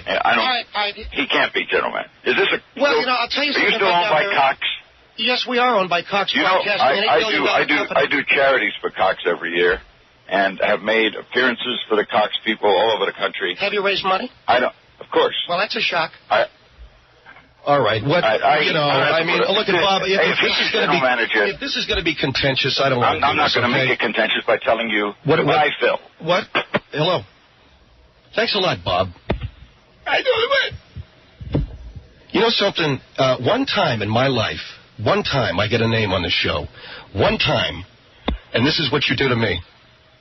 This is what you do to me. I totally do it. And you blubber, and you cry, and the sniffling and the whining. Thank you very much, boss. If you'd like to make a call, please hang up. Shut up. Talk is cheap, and man, do we like it. WIOD, Miami, Fort Lauderdale. News, talk, and entertainment radio. That's great radio. WIOD. You're welcome. 149 at WIOD. We have an open line in Dade, 751. Who's that on the bat line? Could be somebody pretty interesting. Who is that son of a bitch? Makes my freaking kiskies twist. The dumbest jackass with a show, you know. Larry King blows. Yes. Phil had him by the cojones. A gullible pile of big bald bones. You can stick his ass in a pile of snow because Larry King, he blows. Yeah, everybody. Larry King, he blows. All right. What'd he say? Loan me $50. That's what I thought he said. Don't step on it now. So it's 150 at WID. Next he'll be calling in because, I get another spy report from his fat friend down here, down the dial a little ways, telling him, oh, they're really ripping you. It's bad. It's vicious. And so what if it is? You're a public figure, man. You're making millions of dollars off a bunch of suckers out there that think you're some kind of God's gift to interviewing assholes. And that's it. So enjoy your money and stop being so stupid and thin-skinned, okay, Larry? Stop being so thin-skinned, Larry Ziegler. Seriously, have you ever wondered about that? And where has Steve Ziegler been lately? Is he on vacation? Oh, one of our engineers who's been here before this building was even... I mean, he's been here before they invented radio, before Marconi was born. Steve Ziegler. And this guy's like Larry Ziegler. Stop and think about that for a second. I wonder if there's something... Here's Lady Mobile in Kendall. Hello. Hello. Yes, ma'am. Hi. How are you? I'm wonderful. How are you? Okay. That's the important thing. Yeah. I heard a lot about this... Don Shula, all these. I never see the football in my life. I don't have time for that. Well, good for you. You actually have a life. Good for you, sweetheart. I'm happy we got one person in this town that's got a life and don't need Don Shula to make it. Yeah, but I just feel just like any profession, any places. People stuck on the position don't want to move, even they was off the season, off the tide. Right. And they want the power, money, and the sex. That's what they're looking for. And money, power, and sex. Sounds good to me. Sounds good to me. They don't want to go, and they become afraid people, competition, afraid, and whatever. But you're a public figure, so too bad. Right. I don't know what you're saying, but it sounds really good to me. And, as I was before, I was getting libel slander. I sue somebody for libel slander because I can pick up their, capricious? Capacious, yeah. Or whatever. He plays with Jim Harbaugh. So I can sue them, but if you're a public figure, you have to really find out. That's right. If you're not right, you better get out. I mean, it's one thing when it's malicious and nasty and personal, but if it's business and not personal, that's a different story. And if you can't draw the line between business and personal, you got a problem. As I said before with Coach Schuler, with me, it's business, not personal. With Larry King, it's both. Right, and also it's like both. now the 90s, everybody work hard for the money, like a medical reform, right. HMO. Right. We all work very hard, and that's right. There's no difference in anything. And nobody cares about that. All they care about is the BS. Yeah, if you perform, we pay the ticket to see you. If you don't perform, come down with a gracious memory. Right, that's right. Anyway, so I just. But I just said it. I have no idea what you said, but it was the best. You summed it up brilliantly. Have a great life, sweetheart. Bye-bye. Okay. What'd she say? No, she was right. If you can't cut the crap, then cut it. 152 at WIOD. We got $128,571 for center one. We're going to make that $150,000 if I have to come knocking on your door and steal every penny you got in the house. I'll tell you that right now. So instead of waiting for us to come pounding your door down, get over to Borders or call center one at 561-0078 and get that best of stuff. Because quite frankly, if Larry's right, it's the worst stuff in the history of radio. And you'll have it. It'll be a collector's item. From the worst talk station in the history of radio and the worst talk show host, me being the number one worst. I take that as the ultimate compliment after 35 years in radio and 20 years on the air in Miami. That to me is the ultimate compliment. Larry King saying I'm the worst, which means I know I've really gotten to him, and it makes me very, very pleased. Here's Miami Lakes. Hello. Neil. Yes, sir. How you doing? Okay. How come, excuse me, Mr. King was so... Mr. King? Yeah, Larry Queen. How come he was so quick to defend Big Wilson, and then he comes up with...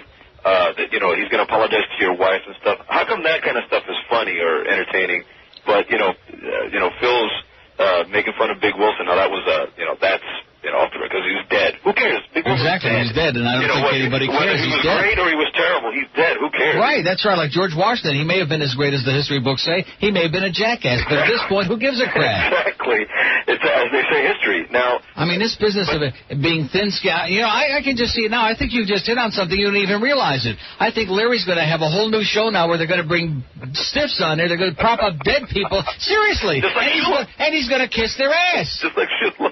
Right. Shula was going to be dead on the sidelines coaching the team, and that was okay with Larry is going to put a bunch of Larry. stiffs out there. He's going to have Dwight Eisenhower sitting in there. I like Ike. You were the best president of all, Ike. You were a great general. I love that book you wrote. You're a genius, Ike. That's okay with Larry. All right. The thing about Steve Spurrier, though, I think you got your information wrong. I keep hearing that he's leaving. No, he's not. Okay, good. That was a change of. That was it. What do you mean you keep hearing that? I'm a Gator, and he is staying. In fact, the word is that he's gone. The word is he is staying. He's turned down the offer from the Buccaneers. He came to his senses. Like nobody in their right mind wants to go over there and take that losing outfit. They were offering like $2 million a year. Well, he says no. Okay, good. So the Gators must have got a new supply of money. Exactly. So I look forward to some good stuff next year. That's the good thing about Gators. We're always resourceful. There you go. All right. Good luck to you, pal. Take care. What?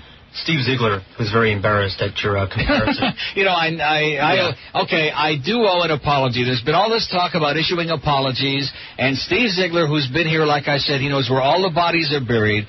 I apologize profusely. Steve's a pretty good guy. He wields that gigantic screwdriver, which is his cure-all for anything that ever breaks. He's got a big one and a screwdriver, too. And I apologize for lumping him in there with that lunkhead. And Larry's last name doesn't have an L in it.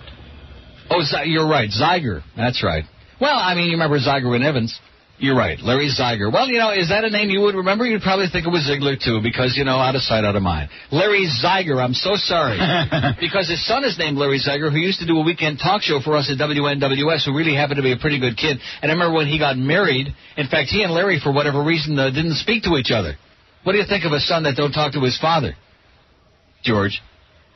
Hey, Sal. I'd say he's a bastard. Yeah, I'd say probably common sense. I'd say maybe his father's the bastard. But anyway, so he had gotten married, and Larry just couldn't find the time to come down for his son Larry Zeiger's wedding, which we all thought was pretty damn low and pretty crappy. But then again, maybe Larry Sr. had a good reason. He didn't want to come down here and to be seen in public again. Remember that deal that I tell you about the thing when years ago he was going to be at the Beach Theater over there on stage to whatever they do, and he was going to be with Mike Ranieri and Sandy Payton. This is a true story. And some people anonymously called, and they passed the word to Mike and to Sandy. When you're up there on the stage with Larry King, don't stand too close if you know what's good for you.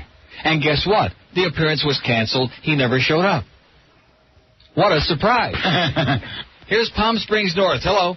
Hello, Mr. Rogers. Yes, sir. How you doing, sir? I'm doing great. Maybe you can clarify something for me. Notre Dame and Florida State... Notre Dame? Now, listen to me, which I'm glad a baby team. A bunch of sissies.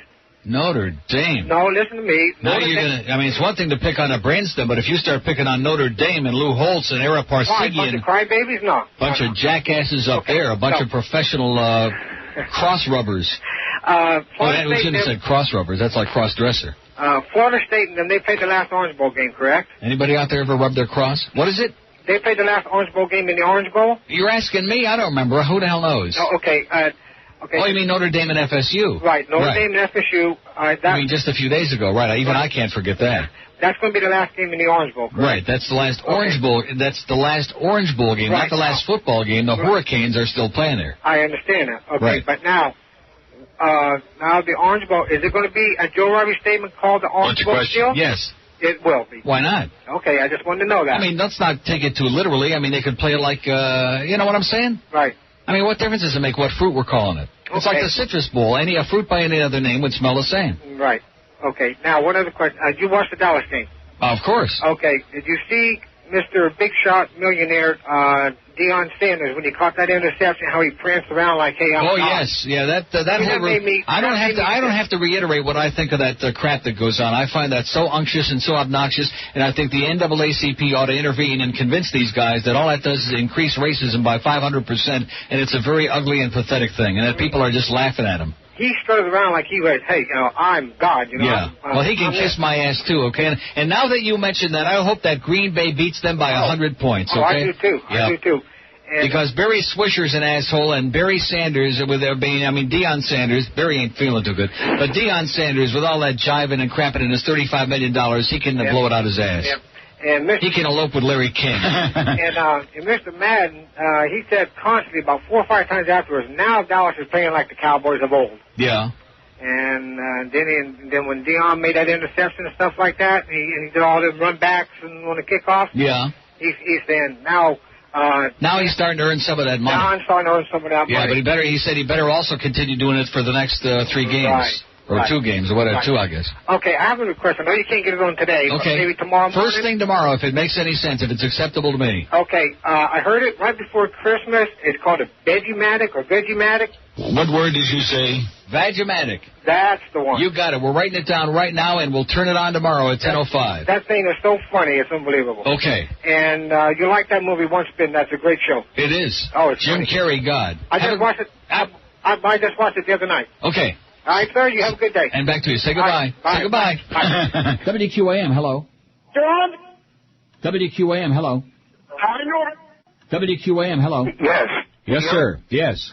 I wanted to talk to you about bridges, About what? cars, and boats that you talked about earlier. About what? Bridges, cars, and boats. No, we're talking about bridges over the causeway, not the ones in your mouth. I don't have any, my friend. Okay. Okay? Yeah. Calm down, sir. Take a deep Fine and breath. dandy. Those are regulated by the United Corps of Engineers. You knew that, didn't you? No. Well, it is. All bridges over navigable waterways. See, if I knew that, I wouldn't have been asking, see. What's that? I said if I knew the answer to the question, I wouldn't have asked it in the first place. Okay, well, all I'm saying, sir, is that the United States Corps of Engineers are the ones that regulate bridges over navigable waterways. Over what? Navigable waterways. Yes, sir. Okay. Okay? Yeah. So it's up to them to decide what time the bridges should not be open to the marine traffic. Yes. And what time should they not be open to marine traffic, sir?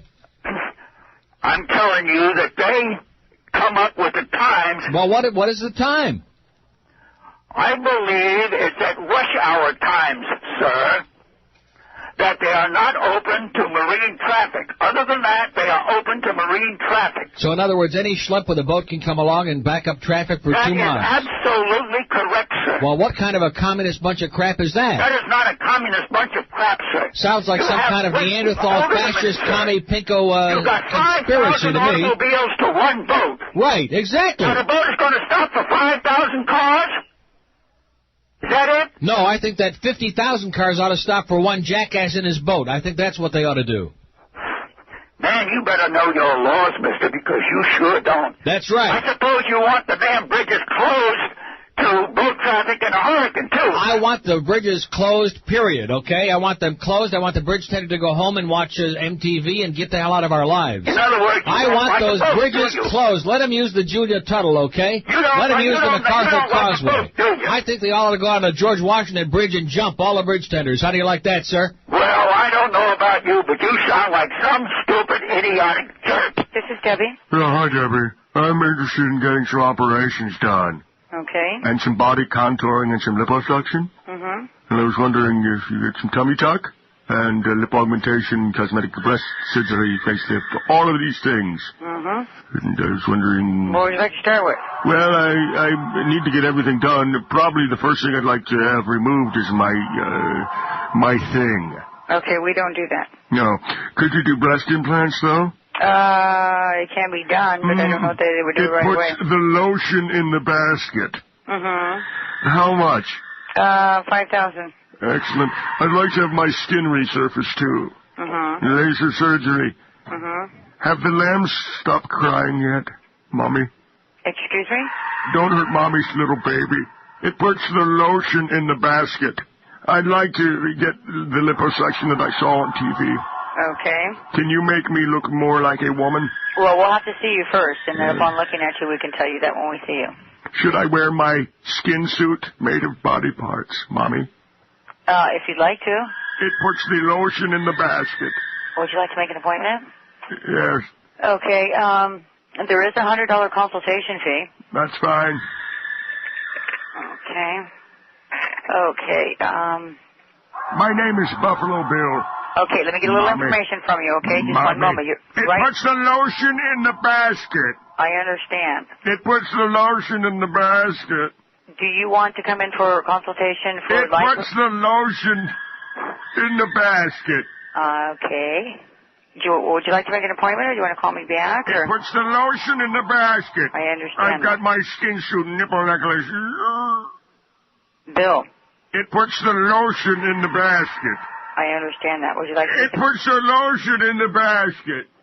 Would you like to make an appointment? It puts the lotion in the basket. Okay, I will talk to you another time, okay? It puts the lotion in the basket. Hello? Oh, thank you. Thank you very much. This here is the King. I know I haven't been around much for a while, but I want y'all to know that up here in rock and roll heaven, I'll be thinking of you this Christmas. I'd like to give y'all a special Christmas message. A message of peace. Like, how about a little piece of that pie going by? Thank you. Thank you very much. Like I was saying, Christmas is a time of hope, a time of joy, a time for loving. And I sure would love a big slice of that pizza you got there. Okay. What we watch? Oh, yeah, Christmas. Now, Christmas to me means family. And family means friends. And friends means getting together. And getting together means eating. Oh, pass me that drumstick, would you please? Oh, thank you. Thank you very much. And I just want to say to you right now, you know, I may be a big star, maybe too big, but ain't nobody so big you can't reach out a helping hand. Would you hand me a helping of those mashed potatoes over there, would you please? Thank you. Thank you very much. Now, like I was saying, ain't nobody so big you can't stoop to help a friend in need over the holiday season. Now, speaking of season, you want to pass me that salt sugar when you get the chance? Thank you. Yeah, just unscrew the cover. That's right. Thank you. Thank you very much. So this Christmas, why don't y'all take a tip from old Elvis? No, leave those steak tips right where they are. You know what I mean? No, I appreciate it. Thank you. I want you to remember, we're all part of God's great big family. And you know God made man unto his own image. And look in the mirror, I'd have to say God must be a big, big son of a gun. You know what I mean? I think you do. But I especially want y'all to remember this one last thing. When you're all at home this Christmas, stringing that popcorn up on the tree, save a big, big bowl for the king. Extra butter, know what I mean? I think you do. Thank you. Thank you very much.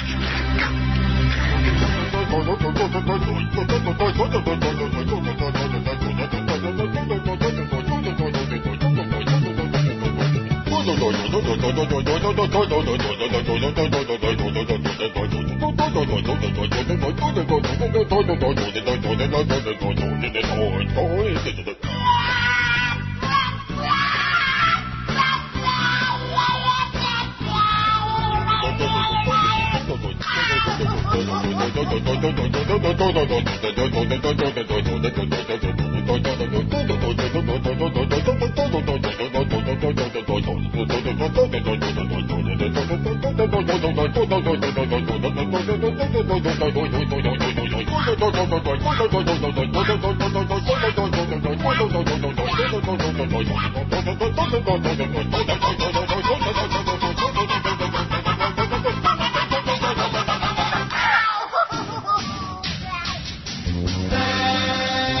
for the memories of your days at INC, Zeta 4 and KAT. And now you work for Cox, and Cox is good enough for me. Yes, thank you, Uncle Neil. Thanks for the hemorrhoids.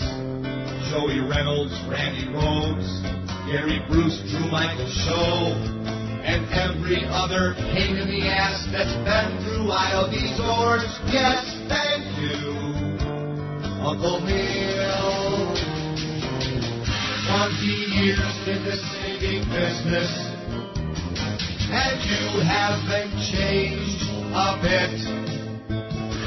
Even though you had to take their shit. From PDs to GMs, they're all like big BMs. Yes, thanks for the memories of hockey and the bird. And yes, those floating turds. And now that we think of it, your gentle, manly words like f*** you, asshole.